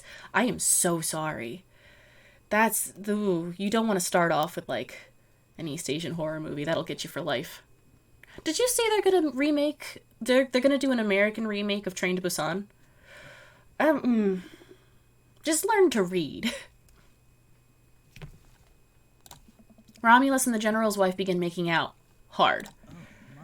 The film fades to black and the end appears on the screen, but then it hard cuts to Demetrius and his rival lover Carmela, who watch the two from afar. Oh no, twist ending. Our bloodline has been pure for 1,000 years. Romulus has betrayed us by loving a human woman. It will only be a short time before the next Vampire Crusade 3 evil must die. Again! More thunder, more ominous organs. The movie fades out again, and a bloody question mark now accompanies the end. Oh my god. I watched Aliens at 5, and my parents couldn't pull me away from the TV. Dang straight, look at you going hard. Oh, man. Did you watch Aliens or Alien? The first or second one? Why Americans gotta make their own versions of things? I know! I accidentally watched... Oh, what is the second... Whatever the sequel to Silence of the Lambs is, I watched that before I watched the first Silence of the Lambs, and I was confused as all get out. I was homesick one day, and I was like, I'm just gonna watch a movie. And I'm like, I don't know what this is. I was actually just talking to somebody about the movie Zodiac, because we were talking about how Ted Cruz is a Zodiac killer. And I was bored to tears. I was like 11 when I watched it, and I was like, I don't care about this. I care about it, obviously. People were murdered and it was horrible, but like, that movie was not scary. The second one. Oh man, so you watched that order too. I love musicals.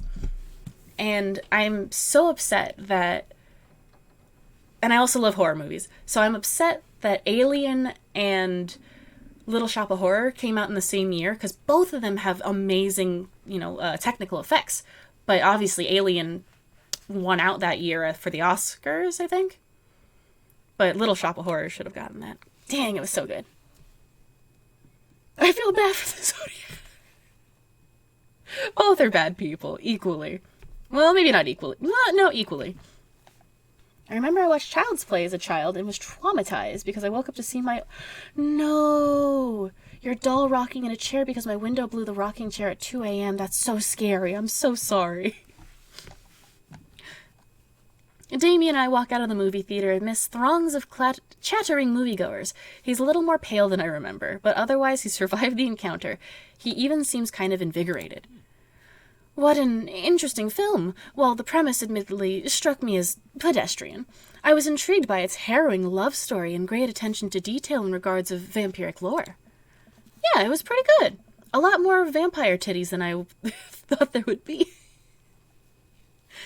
It's like my brain isn't reading the sentence before I say it, and then it catches me, and then it's funny.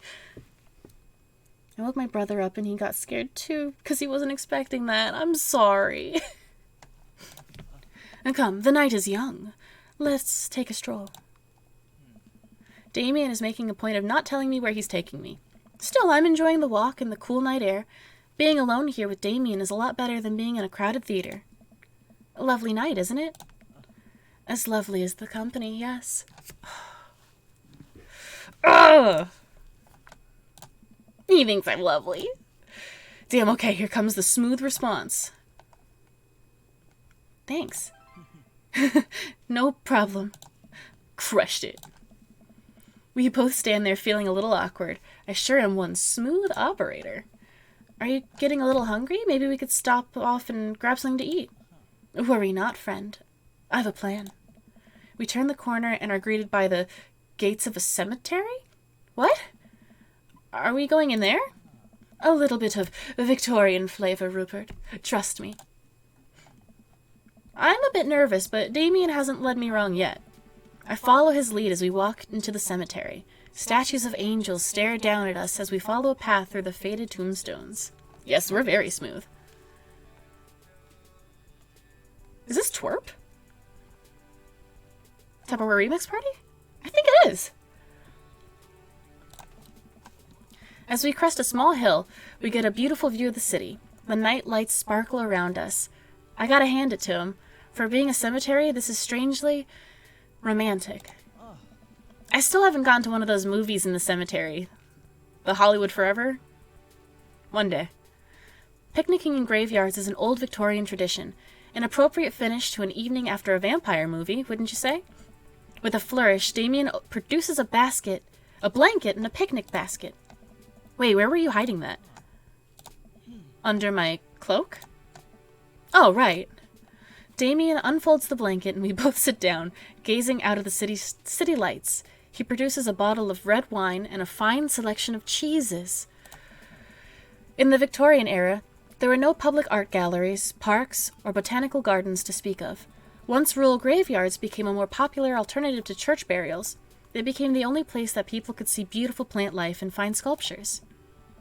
Huh, you learn something new every day. That makes sense. This is pretty nice. I have a question, though. How are you so okay with being in a graveyard, but you had trouble handling a scary movie? I wasn't... He sighs deeply. Okay, I was extremely scared by the movie, but I was not writing a book about blood magic in my head. I just have never been good at those. I just feel as if, because of how I look and act, people expect me to love horror films, so I must play the part. Truth be told, I don't know if I have the constitution for them at times. Damien, I'm so sorry. If I had known, I would have suggested another movie. It's quite all right. I actually did find myself enjoying this one, thanks to your help. Graveyards, however, I think there's something rather beautiful about death. The cemeteries are traditionally built away from cities, away from the realm of the living, and it keeps us rather separated from it. To acknowledge death and become comfortable with it, I think, gives us a certain intimate knowledge of ourselves. To sit amongst generations of those who came before us, to be truly alive in the midst of so much death, brings me great comfort. Death helps me appreciate life, to savor every second. We sit and enjoy our food and wine. I don't feel scared anymore. Never thought I'd be comfortable sitting alone in a graveyard at night, but I actually feel very comfortable and peaceful. Suddenly, it doesn't seem like we're alone. Off in the distance, I see a shadowy figure in the trees. What is that? I'm not sure. It noticed us. I'm paralyzed with fear as it begins lumbering slowly towards us, its shape taking a more animal form, more feral. I look to Damien for help, but he's just as afraid as I am and transfixed as I am. I want to scream, but it's stuck in my throat. The creature is getting closer, moving faster. It's gotta be his son. Woof! Oh! It's a dog. Ooh!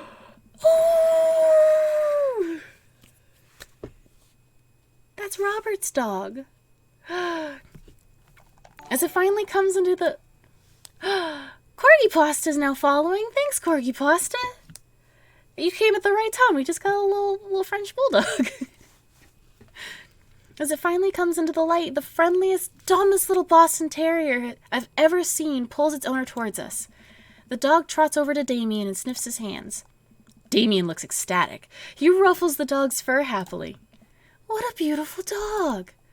Hey. We both look up, not expecting to see Robert. Robert, what are you doing out here on such a lovely evening? Hunting cryptids. Oh, I love you, Robert. I'm sorry. What? What? I didn't know you had a dog. This isn't my dog. I found her wandering in the street, put a leash on her, and now we're walking around the graveyard together. Hunting cryptids. Damien and I share a look. May I give her a treat? Sure. Wouldn't give her cheese, though. Not to worry. Damien reaches into the depths of his cloak and produces a small dog treat. What else is he keeping in there? Speaking of dog, you got a lurk and walk dog. We'll have fun with that. Corgi Pasta says she loves your hair. She's... Oh, she's streaming right now. Oh gosh, I didn't know she's streaming right now. Do I follow her? Hold on, I'm gonna do a little quick. I don't think I am. Let me... Corgi... Okay, hold on, let me just... There we go. There we go. Haha. Followed back. And the little messenger between the two. I love that. It's very fun. Did she just start streaming? Because if so, then I'll raid her afterwards. The dog laps up the treat and crunches away, tail wagging furiously. Damien continues to smooth down her fur. Thanks. My absolute pleasure. Damien shakes the dog's paw. Lovely to meet you, my friend. May our paths cross again. She just started at 5:30. Perfect. Because I'm probably going to end... I have to end before 7. So, I think this should be good. Lovely to meet you, my friend. May our paths... Robert and his dog disappear into the darkness again. Damien stares after them. I didn't know you liked dogs. Victorians love dogs, actually. Most Victorian women of high fashion would always be accompanied by a small dog, such as a terrier or a Maltese. I think big dogs are nice, too. Yeah, man, dogs are cool. I do believe we've had enough excitement for one night. What say we make our ways back home? Damien hops to his feet and extends a hand to help me up. I gladly take it, as my knees aren't what they used to be. Same, man. He packs up his picnic blanket, and leads us out of the graveyard. As we begin the walk home, I take one last look at the cemetery. It really is beautiful. Like a proper gentleman, Damien walks me to my doorstep. You want to come inside? Thank you ever so kindly for your company tonight. Damien, it was my pleasure. Rupert, if you allowed me, it would bring me great joy to offer you a token of my affection. Is it going to be a hanky? Yes! Damien reaches into his cloak and pulls out a folded monogrammed handkerchief. He presses it into my hand. Big sippy! I will, because actually my mouth is starting to get a little dry. I need to be moistened.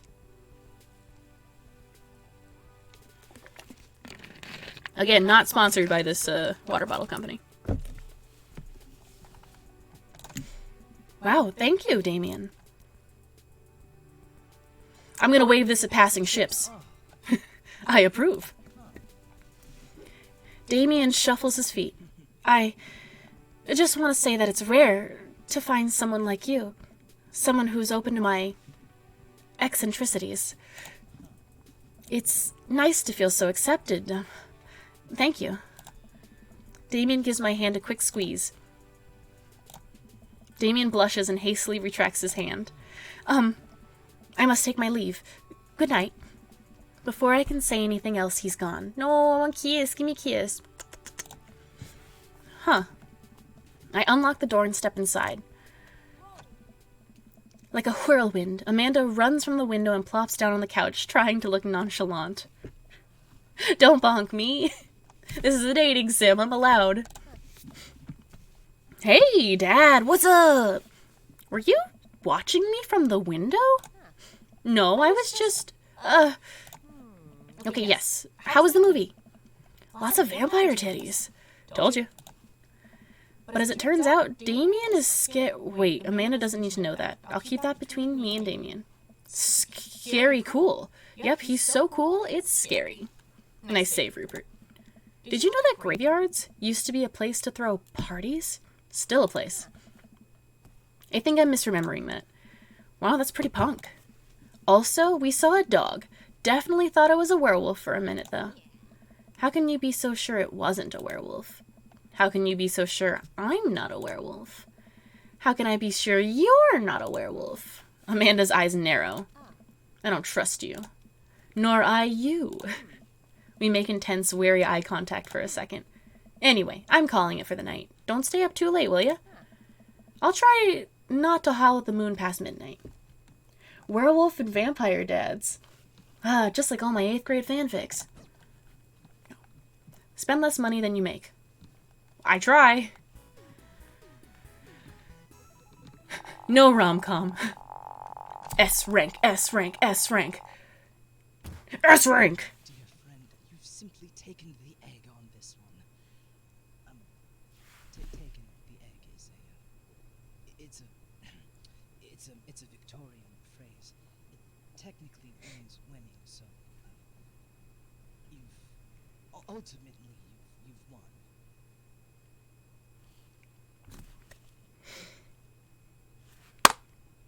S tier. Treat people better than they treat you. That's good advice. Well, it's been a long day. I'm just about ready to pack it in after a few bites of ice cream from the freezer. I turn off all the lights and walk down the hall to my room. Oh, yeah. She's crying. So I don't want to zoom because then otherwise I won't get the prompts. But I do want to click very quickly because we've been through the Amanda stuff 3 times now.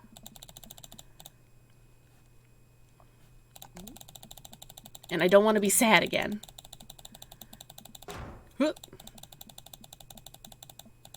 She's a good kid. She's a good egg. And she's taken the egg of my heart. Sorry you're sad, but I support you 100%. And then, yeah, this is just really long. The best friend. Got it. See? Didn't even have to remember. Or didn't have to read it. I remembered. Because we've done this 3 times. Oops. Okay, yes. I don't want to be. I cannot believe that. And yep, okay, hold on. Daddy speedrun any percent. Well, I'm still gonna 100% it because I love my daughter. I just don't need to read it. It's not dumb. I love you. Your feelings are good and valid. Real friends don't do that. Fuck them fake friends. Eat a whole cake. Love you. I love you so much. Okay. I don't think there is a secret ending for 100%. The only secret ending that I know of is for Joseph. And I'm not gonna spoil that. Okay, hold on. Let me see how many more. Oh, that's perfect, actually. So there are Tuesday, Thursday, Saturday. I've got 3 more stream days left in this month. And there's 3 more dads to date. Only 3 more dads to date. And so perfect. I can just hit all these last 3 dads. Hi, this is Steven from Dadmazon. Shit. I'm out front with your delivery. Oh, okay, I'll be right down. Wait, no, sorry, I need pants first. 69 Dadmazon. Is this where we buy dads? Yes, it is. Ben, don't you have something where if you donate or you do 69 bits, then something happens on the screen? I have no clue. What is that bit? What is that? I can't find pants, but I'm wrapped from waist down with a duvet. Are you cool with that? I can come back tomorrow. No, wait. I'll be right there. I found some sensible capris. It plays Sans doing a Fortnite dance at a very loud volume. Oh, God. Terrible. Why are you like this, Ben? Always bring a war chest. Ooh, I got a package. Wonder what it is. Oh, I bet it's that package of socks I ordered. I open up the box and start pulling the package peanuts out. Man, these socks reek. Okay, that's definitely not socks. It's butterflies? Did Damien send me butterflies? Oh boy, I almost didn't want to even know what Amanda was planning to do with these. Hey Amanda, your box of dead butterflies is here. What, are you sacrificing them? What? You ordered butterflies? You can order dead butterflies online? You can. Wait, so these aren't yours? And there's no limit. Oh, so people did it 3 times in a row. That's horrible. Oh my god. No, but I'm definitely ordering some right now. Okay. Love you. Take a look at the box again. Oh, this is addressed to Damien's house. I'm not gonna give it to Amanda. I'm gonna bring the box to Damien. I should take it over to him. I jog over to Damien's house with the box. I pull back his door knocker, but suddenly the door opens. Mr. Daddington, to what do I owe the pleasure? Whoa, how did you know I was about to knock? I don't know. Oh, okay. Anyways, I think this got delivered to my house by mistake. I hand him the box and his face lights up. He's waiting for me. What a wonderful surprise. I was just about to send a strongly worded letter to the courier service about this. Many thanks. Not to pry, but what are you going to do with those butterflies? Would you like to see? Yes, show me. Alarm bells ring in my head. This is how you die, Rupert. Sure. Beautiful butterflies. Damien leads me into a study, where he set up some sort of workstation. Above his desk is a wall pinned of butterflies, moths, and beetles. There's this really cool oddities shop called Bearded Lady's Mystic Museum, and it's in LA somewhere. I think it's in Burbank, actually. And it's got some super cool taxidermy stuff, and it's got all the, like, spooky witchy stuff. And when, we're not in the middle of a Panera, it also has, like, this fun, like, walk-through museum thing. It's very fun and cool and neat, and you you should go if you're in the LA area. It's open right now, just not the museum part. I'm quite proud of my little collection. You do all this yourself? Of course. I find it rather relaxing. How do you... It's simple. Here, let me show you. These aren't ready quite yet. They'll need to be rehydrated overnight so they're easier to work with. I have some over here that are ready to pin. Damien takes a seat at his desk while I hover behind him. He picks up a little triangular paper package and snips off the edges. He pulls out an all-black butterfly and shows it to me. We're in a pancreas. I'm rather excited about this one. It's a turquoise swallowtail. Ooh, swallowtails are pretty. He gently opens the wings, spreading the butterfly out on the table. The backs of the wings are a gorgeous iridescent green color. Oh, and the pigment on this one is so nice, too. Anyway, pinning a butterfly is actually very simple. It just requires a delicate touch. First, I'll put the pin through the thorax. Little, insides. Damien slides a pin through the middle of the butterfly and places the butterfly on a piece of styrofoam. He carefully arranges the antenna with forceps and begins placing paper and more pins on and around it. He does this so effortlessly it's almost hypnotic. I have a frame here that I think this one will look quite pretty in, but I'll need to let it sit for a couple of days until it's ready. And then what? I remove all the pins and put it on display with the others. I take a closer look at Damien's collection. One with bright blue wings keep drawing my eye. This one's so pretty. Damien takes it off the wall. Ah, yes, that's a blue morpho. One of my favorites, too. He hands the small frame to me. Here, I think this would look lovely in your home. Ha! Oh, I couldn't take this. I insist. Believe me, I have more than enough. Thank you. If you ever have an interest in pinning some insects yourself, you know where to find me. I think I'll leave that up to you. I feel like I'd probably break them in half with my butterfingers. More like butterflies. Nonsense, you have beautiful, steady hands. You would make a fine taxidermist. Am I blushing? Damien walks me to the door and gives me a warm smile as I leave. Do take care of yourself, Rupert. Thanks for allowing me to share my odd little hobby with you. I love him. Take care of your health while you're still young. Final date with Damien. Yes, yes, yes. Dad time. If you press the ignition too long, you'll just flood the engine. It's true. What time is it? Perfect. I'm making good time. Ever since we had that picnic in the graveyard, Damien and I have been spending a lot more time together. We go on nighttime strolls pretty regularly. He was so impressed with the first letter I wrote him that he insisted we only communicate by post instead of through Dad book.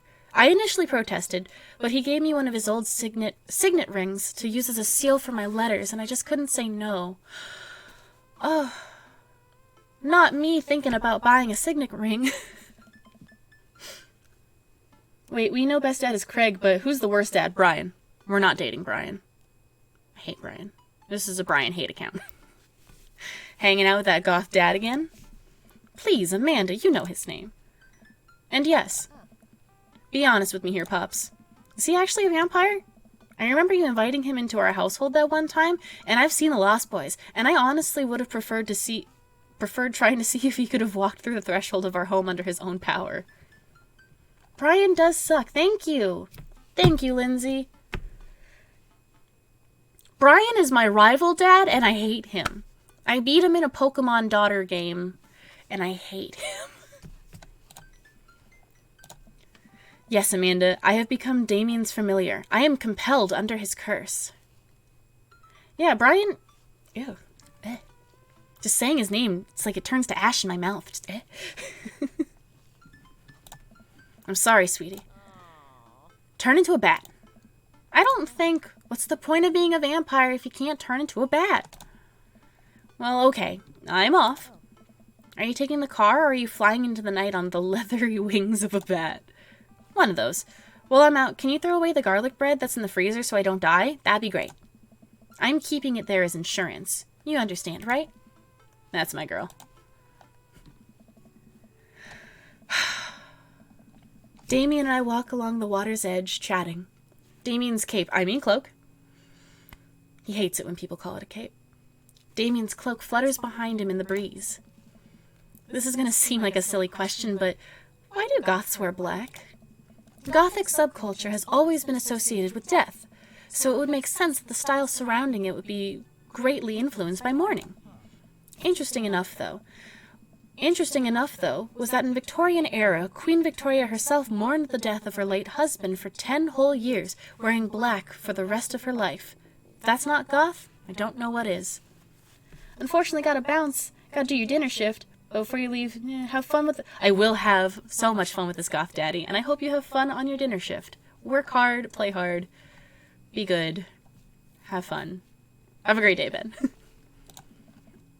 I have another question. Go ahead. How are you so comfortable with death? You mentioned in the graveyard that it helps you appreciate life or something? Have fun with DoorDash? I could never. I've experienced several losses over the course of my life, and I truly believe the only manageable way to cope with it is to accept that death is simply a part of living. It's the single universal truth for every human who has ever lived. I'm going to die. You're going to die. And life carries on without us. Doesn't that make you feel scared? I know it scares me. Not at all. Without the advances of modern science, death was everywhere in the Victorian era. And yet, funerals were major social functions. Victorians were obsessed with mementos of their loved ones, even going as far as to take elaborately staged photographs of their dead relatives, memento moris. The minutiae of mourning was so complex that there were set periods of grieving that were deemed acceptable based on who in your life had passed. Now, we don't have any of that. If you lose someone, you end up feeling lost yourself because we have no modern equivalent of those formalities. We need to allow ourselves time to grieve, to feel that loss fully, but not allow it to consume us. So no, I'm not afraid of death. I believe it's a waste to spend your life dreading the end of it. The time we have here is brief and fleeting, and occasionally cruel, but it is, at all times, precious. To stare death in the face and live despite that, I think, is a noble existence. Let's save the mourning for the dead.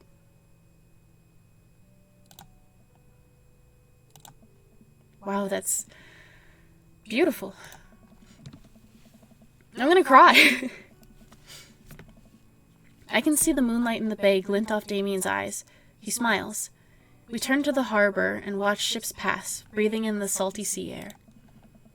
I look to Damien again and can't help but be entranced by his charm, his mystery. I find everything about him so fascinating. I lean in closer to Damien, closing my eyes as I do so. I'm so sorry I have to take this. Dang it! Cell phones! You ruin everything. Damien steps away from me to answer his phone. Oh no, I hope it isn't Lucian again. After speaking in hushed tones for a few moments, Damien returns to me. Everything okay? What? There's an emergency. Lucian? No, thankfully, but I must take my leave. Oh, okay. Is there anything I can do to help? Dads do have to stick together, right?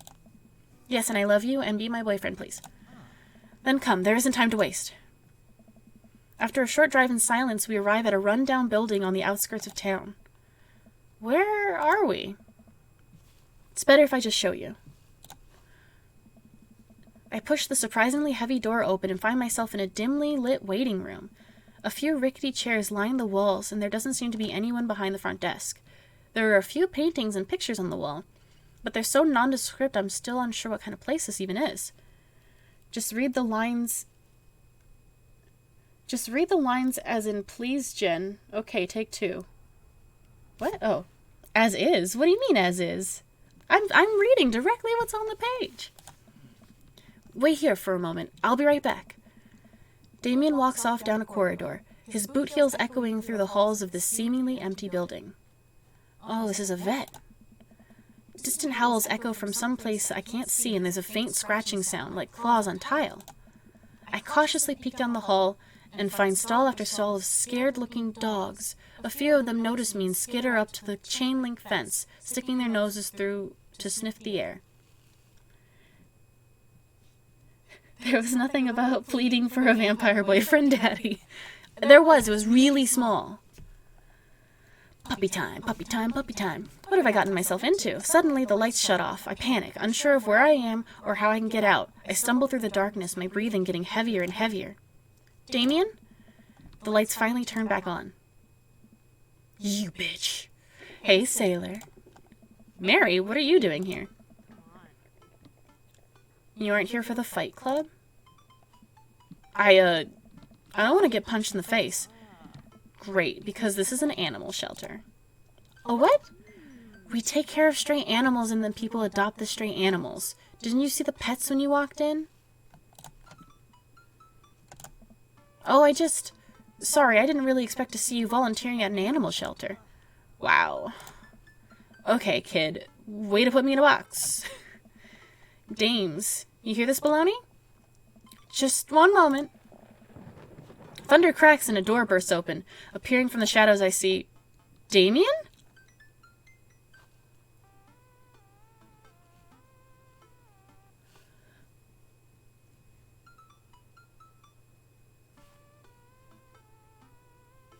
Whoa! What? Still hot, but what? Hey. It's Damien. He looks completely different. No cloak, no Victorian-era clothing, no makeup. I wasn't planning to share the side of me until much later, but I'm not as goth as you think. I'm a systems administrator for the IT department of a realty company. This guy's hot and smart. I wear tennis shoes to work, and I listen to... Oh, no. Listen to Bruce Springsteen. I enjoy going to the hardware store and looking at storage units, storage solutions, and I volunteer at this animal shelter in my spare time. I think I'm actively in love with this man. Holy shit. I'm boring. I'm fascinated with Victorian history and the Gothic lifestyle. That much is true. It's just...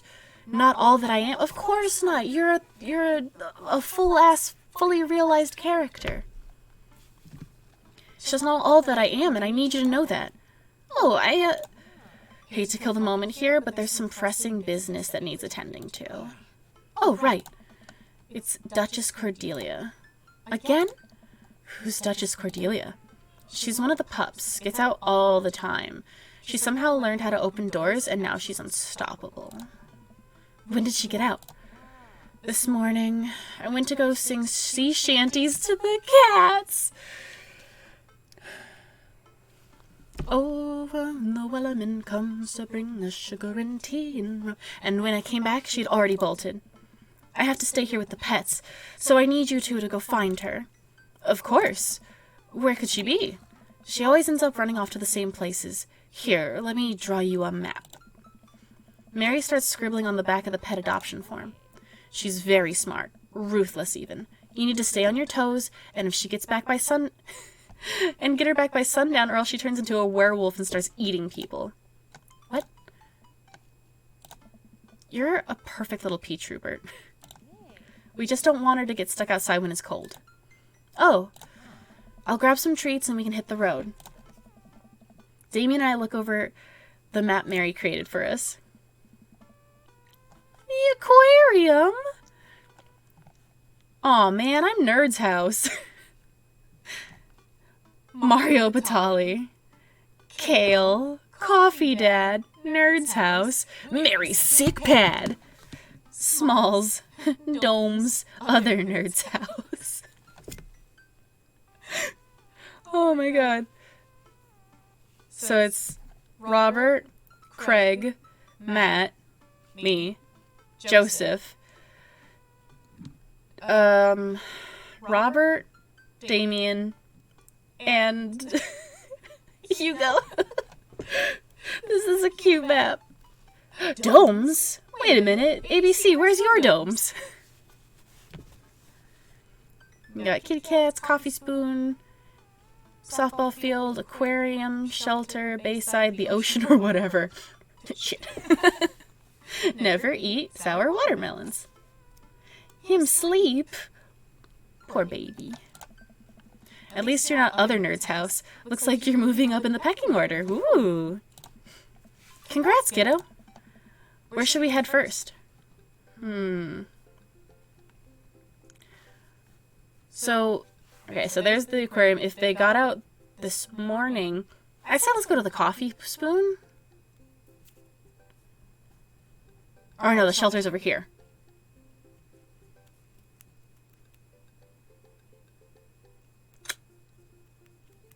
I'm just gonna go in the order, because I'm not sure. Damien and I exit the parking lot and start driving toward town. I look over to him. He seems concerned. Shouldn't be too hard to find the Duchess, right? She's a pretty big pup. Mary wasn't kidding when she said that dog was smart. One time she correctly guessed the winner of the Kentucky Derby. It was a really great year for Bark, Bark, Bark. I don't know. What do you think our odds are, Rupert?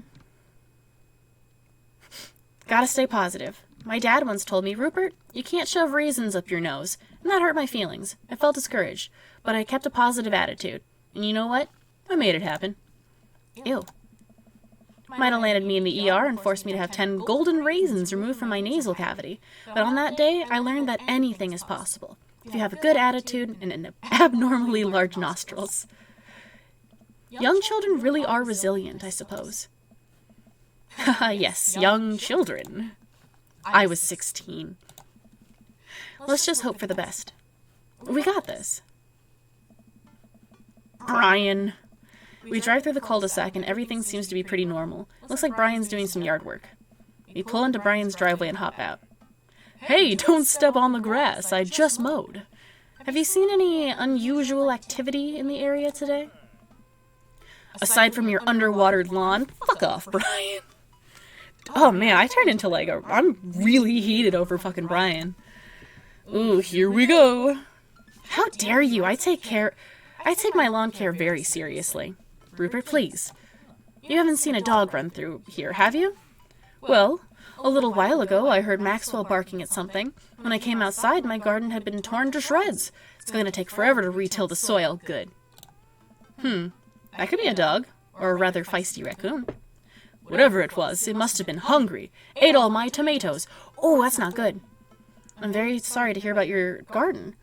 If you need assistance restoring it to its former glory, please hesitate to ask me. Will do, buddy. Good luck finding that dog. She's probably still hungry. I wonder if she's looking for more food elsewhere. We'll go to the Coffee Spoon. We park in front of Matt's coffee shop and walk inside. It seems like a slow day. Matt walks behind the counter reading a book. Hey, Matt. Oh, didn't expect to see you two here today. What's up? Have you seen any stray dogs around? Actually, yeah, I caught one digging through the trash earlier. It ran away when I tried to get closer, though. Did you see what direction it ran in? Matt thinks for a second. Might have been running east, I think. That pup tore through 3 pans of old right-said banana bread. Want to take some for the road just in case? Sure thing. Matt packages up a slice. Thanks for the slice. The road slice. This banana bread is going to be so good. I think he meant to give it to the dog. Right, I meant it's going to be so good for the dog to eat. I feel like we're on the right track. You think? If we keep this up, we'll find the Duchess in no time. Hey, if you like dogs so much, why don't you have any? Lucian is severely allergic. I wouldn't put him through that. But there are still dogs in my life, so that I'm grateful for. There's about to be one more dog in your life, buddy.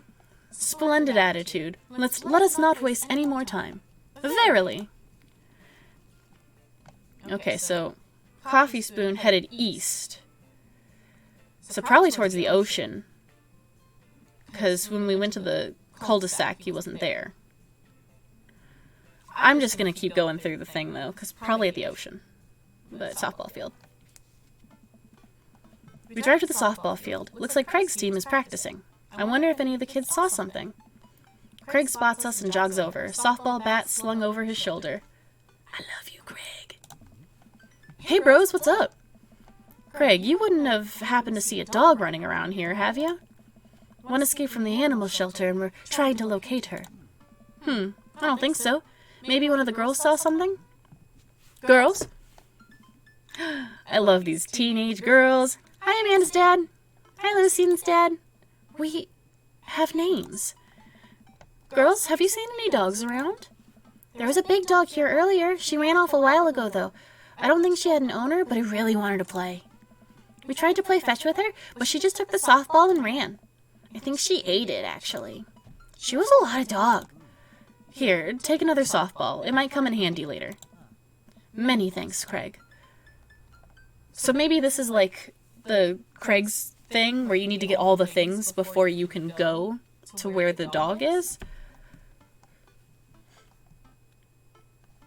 I'm gonna go to the aquarium. Penguins! Damien and I stopped by the aquarium. Everything looks in order here, but it might help to get out of the car and take a look. You seen anything? No dog here, not even any sign of her. Did you know that penguins are considered the goths of the sea? Hell yeah. Damien, I want to believe you so badly. I feel that the hours are growing short. We must make haste if we're to find the Duchess by sundown. Damien's looking more stressed out by the minute. I gotta think of something to lighten the mood. How many goths does it take to screw in a light bulb? I don't know. How many? 1. Goths are very capable, especially when looking for a dog. Son of a bitch. Damien smiles to himself. I keep reading Damien's directions from the map as we drive around town. All we got left is the ocean or whatever. That screams Jen. I love dad jokes. I was on another friend's stream yesterday, and whenever he would kind of like take a little break, I was just reading dad jokes off the internet. We arrive at the Bayside, just like old times, eh? I remember it as if it were yesterday. I mean, earlier today. So what do you think? Any sight of the pooch? None yet, although who knows if she made it into any of these ships. The Duchess would do that? I wouldn't put it past her to know how to navigate in rough seas without a compass. Very smart. Pops? Damien and I turned to see my daughter. Amanda, what are you doing here? You think I just stayed inside all day vegging out on the couch and watching TV? Oh, sorry. What are you doing? I'm heading to go home and veg out on the couch and watch TV. Had to get a burrito first. Young miss, have you seen a dog around here? Oh, you bet. Saw a Pomeranian with a bow around its neck. I saw a big old Doberman named Henry. There was a stroller full of Yorkies, a Greyhound, a Golden Retriever. Did you see a Mastiff anywhere? No dice. I would definitely have remembered that. Gotta run, though. This burrito is about 10 minutes before the cheese breaks down the molecular structure of the tortilla and makes it all soggy. You understand. I do? Of course. Have a lovely evening, Miss Daddington. Matt said the Duchess went east from the coffee spoon, but there's no sign of her here. I suppose we need to go not so east, so back to the cul-de-sac?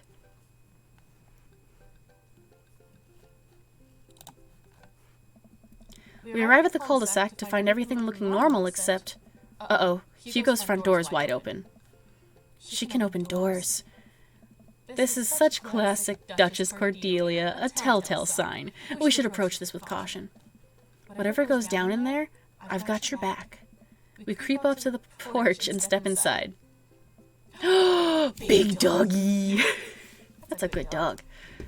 There, sitting in the center of Hugo's living room like she owns the damn place, is one of the biggest dogs I've ever seen. Woof! Well, she hasn't broken anything in here. Yet. Yeah, it's a baby!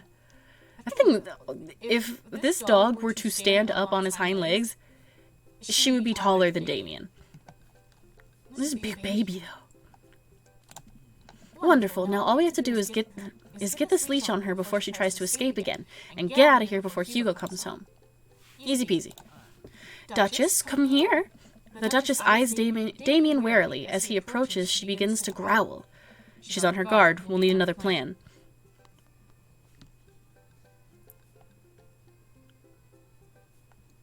Right said banana bread. Yes!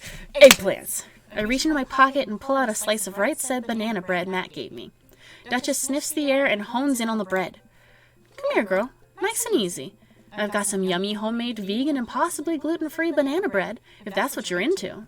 So many eggplants. Yay, good dog! The Duchess cautiously approaches me and gives the bread a good sniff before gently taking it from my hand and dropping it on the ground, like dogs always do for some reason. She curls up and starts munching on the bread. Success! Damien walks up behind the Duchess and attaches the leash to her collar. She immediately notices and starts whining.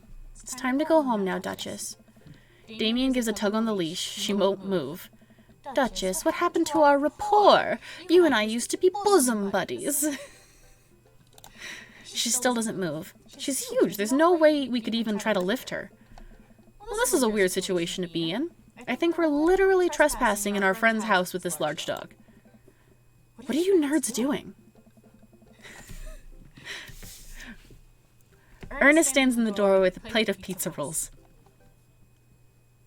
What flavor pizza rolls are those? Pepperoni blast. Nice. The Duchess notices Ernest and starts pulling against the leash. Why is this dog in my house?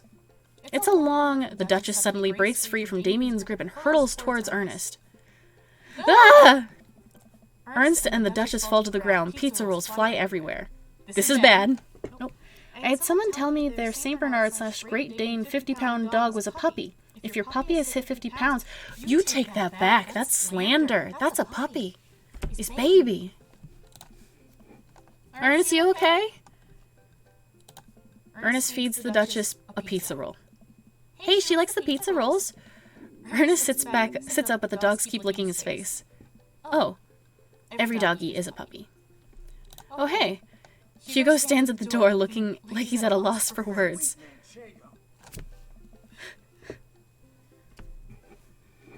Yeah, it's a big baby. A big puppy. What are you guys... Whose dog is this? It's a long story, but it involves a large dog who knows how to open doors. Oof. Hugo, may I present to you Duchess Cordelia? I don't know. How do you do? Borf? We're friends. The Duchess licks at Ernest's face. She's from the local animal shelter. She got out and we've been chasing her all around town. Your house was her final stop. Dad, can we keep her? Ernest, I don't know if we're set up to take care of a... Wait, did you just call me Dad? Come on, please, look how cute she is. Hugo sighs. We've been talking about adopting a dog for a while, but you have to promise me you'll take care of her. Yeah, I'll give her all the pizza rolls her little heart desires. I suddenly remember what's on the back of the map and pull a pen out of my pocket. Got the forms ready for you if you're interested. I'll even waive the adoption fee since, you know, we technically broke into your household. Well, alright, it's a deal. Hugo steps onto the porch with us and signs the form while Ernst plays with the Duchess inside. He sure seems to be happy with his new friend. I know, he called me Dad! Can you believe it? This is gonna be a tough route. You poor darling. Damien places a hand on Hugo's shoulder. I certainly can. I think this will be really good for Ernest. It should be good. It should teach him some responsibility. You should probably look into getting better locks on your doors, though. The Duchess is a wily one, but do right by her and she'll love you two forever. Thank you. And long story short, the Duchess now lives in a happy home and neither of us were charged for breaking and entering. So all in all, I think it was a fine day's work. Nice work, you two. Rupert, you could be a valuable asset to our team of volunteers, you know. If you ever feel like petting some puppies, hit me up. Mary, I always feel like petting puppies. Good to know. Well, I'll catch you fellas later. Mary starts to leave. And one last thing. Damien's been telling me about you. Glad he finally brought you around. Oh, yeah. Damien's my special boy. I love him. We go way back, and I got a vested interest in his health, success, and well-being. If you ever hurt him, Mary, you can fill in the blanks. I gulp. Yes, ma'am. Mary leaves me alone with Damien. So, about the whole goth thing. I, completely understand if you aren't interested in me anymore. We all gotta get day jobs sometime, buddy. We can't be goth all the time. Protective, mama. Am I missing something here? I'm not a cool goth prince. I'm boring. I own 5 pairs of tennis shoes. I wear dumb glasses. Don't you care? He looks so nervous. Yeah, but that jawline just is perfect. Damien, do you really think I only like you because of all the goth stuff? That's all cool, but the best thing about you is how passionate you are about the things you love. History, art, Victorian fashion, dogs, storage solutions. It doesn't matter what it is. You care, and that's awesome. And also, the glasses are very cute. They're so cute. I just bought new glasses because my eyesight's been getting worse, so now I'm waiting for them to come in the mail. Stray is stray all the time, so possibly drunk and full of tiny rage. That's cute. Stray, you're adorable. You don't think I'm boring at all? If you're boring, then I don't know what that makes me. I spend too much time online shopping for flashlights. I get excited to mow my lawn on Saturdays. I get cranky about commercials being too loud. I've even been thinking about making my own peanut butter. Well, then maybe we can be boring together? I love that. It would never be boring if it was with you. Oh, I wish dating was this easy. You say something correct and eggplants spew out of them, and then you're in love. Damien suddenly closes the gap between us and pulls me into a hug. He buries his face into my shoulder. His hair smells like lavender and rosemary. I was so scared she wouldn't like me. Quite the opposite. Damien pulls away for a second and looks me in the eyes. Without the colored contacts, his eyes are so dark and soulful. May I kiss you? Yes, please. Does a bat have wings? I believe I have my answer then. He smiles slightly and leans in, giving me a gentle kiss. Damien pulls me away and gives me an intense look. Do you want to... Yes. Help me take care of the puppies? Yes. Yes, I do. Yes. Damien and I arrive back at the cul-de-sac, our fingers intertwined. Like a proper gentleman, he walks me to my door. This was lovely. Thank you for understanding. Thank you for everything. I'm happy I can be myself around you. I'm glad, but I have one request. And what's that? Can we keep sending each other letters? But of course. Damien kisses me one last time before turning around and heading home. Do you know it's illegal to put mail in your neighbor's mailbox? Like, if you don't go through the postage, like the U.S. Postal Service, it's illegal. You can't just put a letter in your neighbor's mailbox. It's one of those laws that nobody really, like, pays attention to, but it's illegal. Amanda runs back to the couch from the window and tries to look as nonchalant as possible. Hello, Father. I was sitting here, on the couch, this entire time. Hi, Amanda. So, are you guys, like, starting a vampire coven together? Oh, plot twist. Mothman. Damien's actually Mothman! Oh my god, he is the perfect man for me! Let's get Mothmans in the chat. Hold on. Mothman. Just. Mothman's in the chat. I didn't see it coming either. Genius. Well, whatever's happening, I'm really glad you two are happy. You deserve it, Dad. Aw, shucks. I'm gonna head to bed. Catch you in the morning? Sure thing. I make my way to my room and fall into my bed with my heart full, excited for the days to come. Have you ever read Rich Dad, Poor Dad? No, I have not. Date complete. Give me that S tier, baby. Give me the S tier. Give me the S tier. Yes! Are you familiar with the works of Corey Feldman?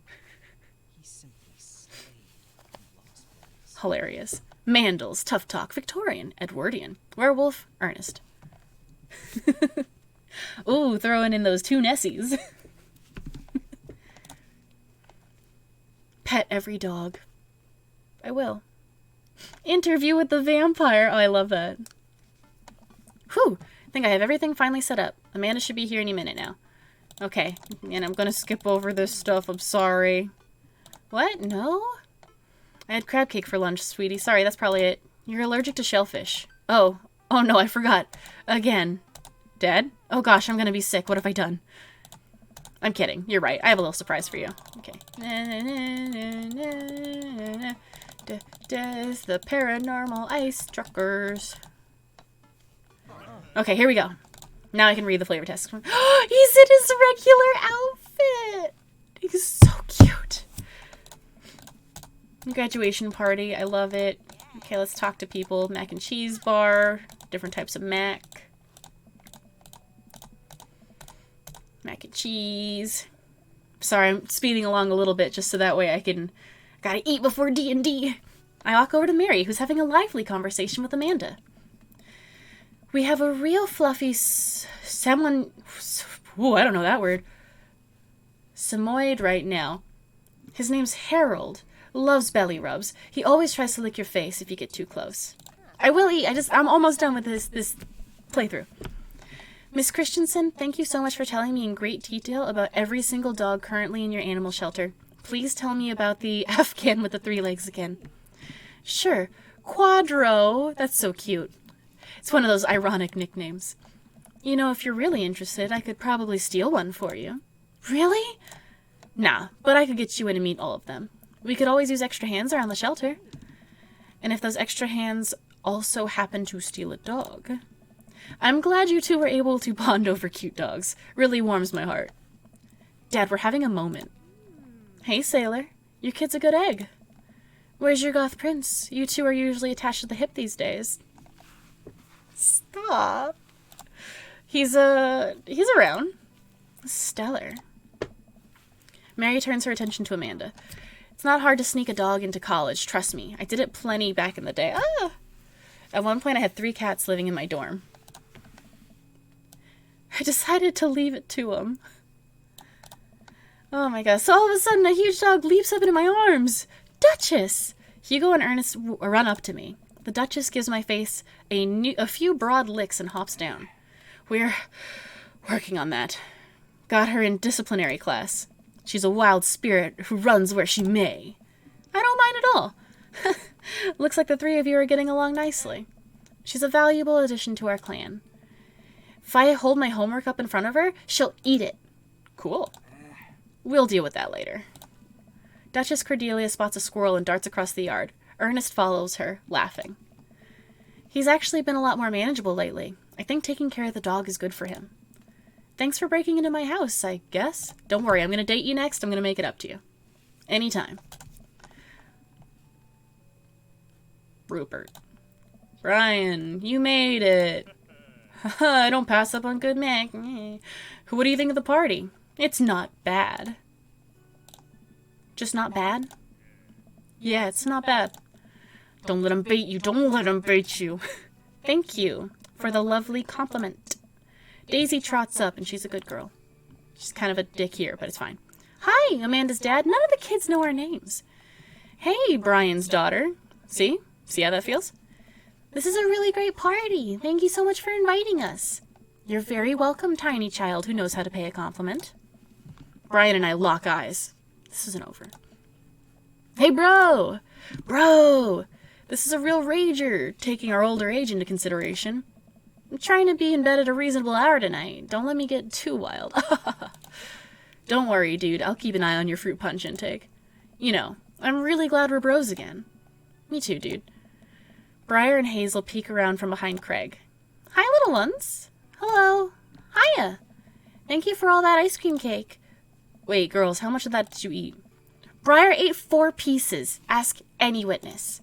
No, I didn't. Hazel ate 4 pieces and wants to pin it on me because we look alike. Yeah, they're bros. I gave him a bro job in the forest. I have your face. No one will ever believe you. Oh boy. I'll let you guys figure this out. Good seeing you, Craig. Let's hang out soon. Totally. Tell Amanda congrats for us. Looks like you've settled into the neighborhood quite nicely. Yep. Couldn't ask for a better cul-de-sac. Well, I'm glad. Hopefully we'll see you at more church events. We got a big schedule planned for the rest of the year. Sure thing, Joseph. And maybe if you aren't doing anything later, we could hang out sometime. Sure, Joseph. That'd be great. Welp, see you later. Hugo comes up to me with a plate of mac and cheese. The perfect cheddar to mac ratio. Beautiful work, Rupert. Thanks, Hugo. You know, I'm really pleased to see Amanda going on to her dream school.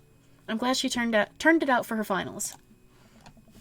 Me too, that scholarship money will really help.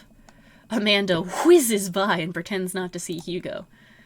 Amanda, come say hi to your old teacher. Hey. Congrats on graduating. I know you're gonna do great things at art school. Pew pew, haha, yeah, thanks. Amanda starts to back away. Wait, I just realized that you're not my teacher anymore, so I don't have to be afraid of talking to you. You no longer hold power over me.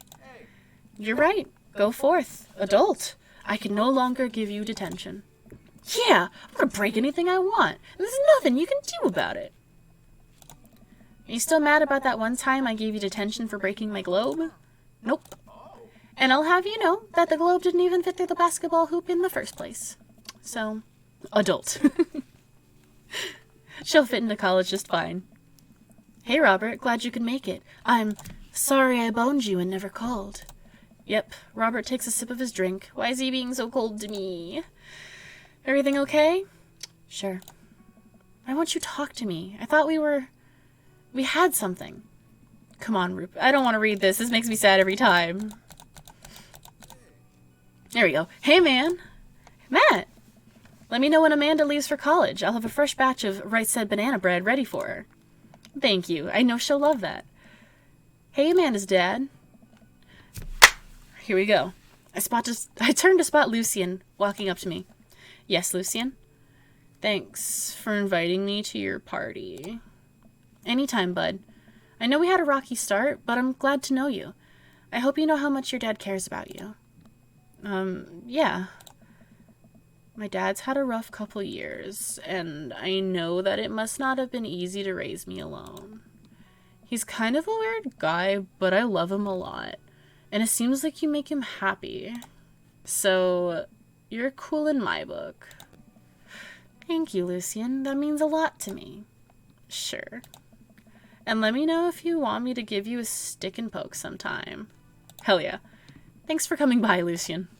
See you around, Rupert. Oh, he does know my name. As the party starts to wind down, I take a seat on our back porch step. Oh, this is the sad stuff again. The sun is setting and everyone seems to have eaten their fill. Amanda wanders over and sits next to me. Killer party, Pops. That was cute. I love that.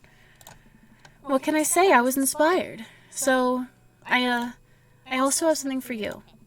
For me? Why? Not to be completely genuine about my feelings for once or anything, but growing up wasn't easy, but it could have been a lot harder if it wasn't for you. Dad, you've been there for me through everything. There's been times in my life where you were my only friend. I was really scared of going to college and being so far away from you, but I realized that everything you've done for me has been to prepare me for this, and I'm ready. I wouldn't be who I am today without you. Don't cry, don't cry. I swear to God, Rupert, if you cry again. You're the best, Dad. And I love you. And I'm crying. Anyway, that was enough emotional vulnerability for one day. Present time. Amanda hands me a tiny wrap package. I tear the wrapping off to find a framed picture of me and Amanda. It's us. Kinda shocking all of our photo albums are just pictures of me, huh? I figured we needed to have at least one together before I leave. Amanda, thank you. Watching you grow up has been the happiest experience of my life. You're such a talented, intelligent young woman, and I'm so excited to see what the future holds for you. Knock 'em dead, kid. Always do. Amanda and I share a hug. This is only the beginning, Pops. Plenty more memories for us down the road. Memories to make and stuff to break, am I right, ladies? Oh, I'm gonna break so much stuff, intentionally and unintentionally. You're probably gonna have to pay for most of it. It would be my honor. Amanda hops up. Looks like someone's been waiting to talk to you. Yes, it's my goth BF. My IT boyfriend. I glance over to the back of the yard where Damien is sitting on a bench beneath our cherry blossom tree, and he smiles at me. I'll leave you to it. Me and the Emmas are gonna go get ice cream. Pew pew! Love you, Pops. Amanda runs off to join her friends. He's so cute. He's so cute. I take a seat next to Damien as the last guests make their way out of the party. Did you know that in the Victorian era they would call benches seaty boys? I want to believe you. What? Really? I'm kidding, Rupert, but what if? It's good to see you and your civvies again. Thank you. I had a revelation the other day, Rupert, and I think it was largely due to your continued influence on me. There was a version of myself that might have been embarrassed to show you my true form, my information technology form. But what you said about me, about my passion, was what you would truly admire that emboldened me to feel like myself regardless of how I choose to dress and act. Instead of separate entities, they were simply different facets of myself, a three-dimensional human being with his own thoughts, wants, and needs. I love dressing the way I do, but feeling constricted by what I thought was my own personal brand made me lose sight of why I did this in the first place, to make myself happy. I place my hand on Damien's and feel a light squeeze. Looking up, I'm greeted by Damien's warm smile. I'm trying to be more comfortable with who I am, rather than dwelling on who I could be to other people. I can't stop smiling. I'm so proud of him. Damien, I'm so happy that you realized you can be a dog-loving goth. Me too, Rupert. Me too. I feel myself inching closer and closer to Damien. I go to brush a lock of hair out of his face and am shocked about how soft it is. How is your hair so soft? Dog shampoo. I keep running my hands through his hair and he leans closer to me, placing a hand on the side of my face. He strokes my cheek with his thumb. You know, public displays of affection were considered scandalous in the Victorian era. Damien pulls me in for a kiss. But I think I can make an exception for you. Eee! Living pictures his hand down the Best Fresh album. We smooched. I love it. I love this game. Super lewd. I'm a lewd, crude, radical dude. What can I say? Can't believe that Barry is Brian. He's such a good boy. Daddy, who's gonna lie? Oh, okay. Thank you so much for tuning in for another wonderful episode of Dream Daddy. I love that. It's cute as hell. Let's get the picture up.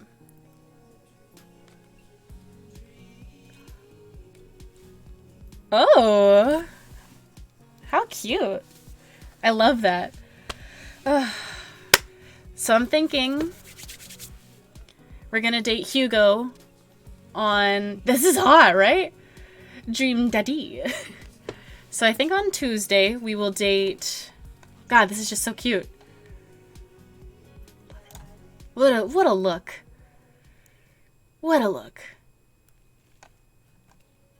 Okay, so I'm thinking we've dated Craig. We've dated Matt and Damien. And you guys wanted to date Hugo the second most. So I think on Tuesday we'll date Hugo. And then we just have to choose between Robert and Joseph, and then we'll be done with Dream Daddy. Huge O! So yeah, we'll just do those two next, and then we'll be done, because that's all the dads there are. There's not another one for us to date.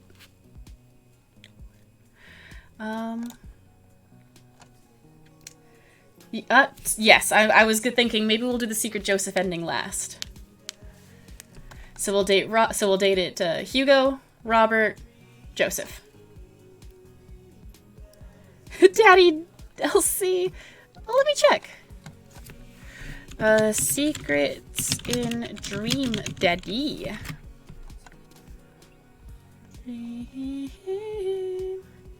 Daddy. Let's see.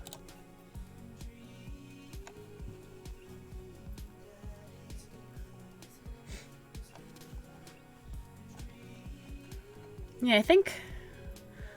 Well, first, let me just check Matt's ending real quick, because I know I didn't do super duper well on Matt's, but I did... Did I get a picture for dating Matt? Yes, I did. Okay. Good. I just didn't remember.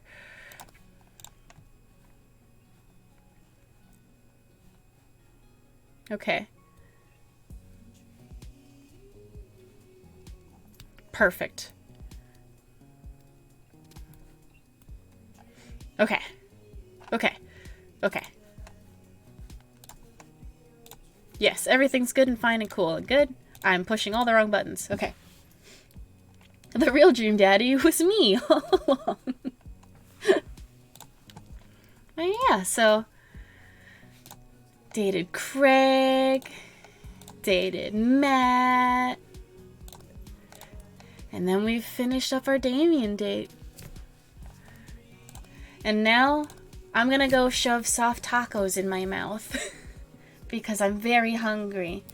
And then I'm gonna play Dungeons and Dragons because I know from my very cool exterior you couldn't tell, but I am in fact a huge nerd.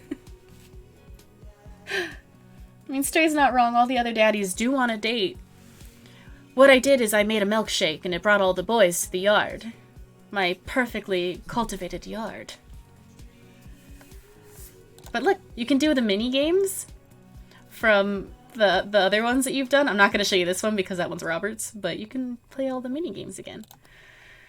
And I might, maybe in my free time. No, I don't want to play Brian at all. I hate Brian. Because he's got I know he has a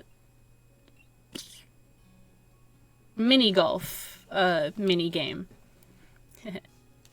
But, God, I hate him. He's just the worst.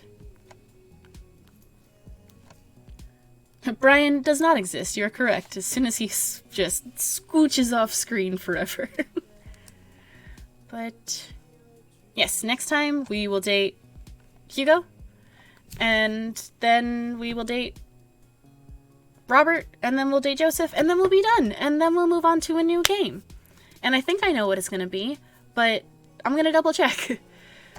So for now, I'm just going to say thank you so much for tuning in. I appreciate you.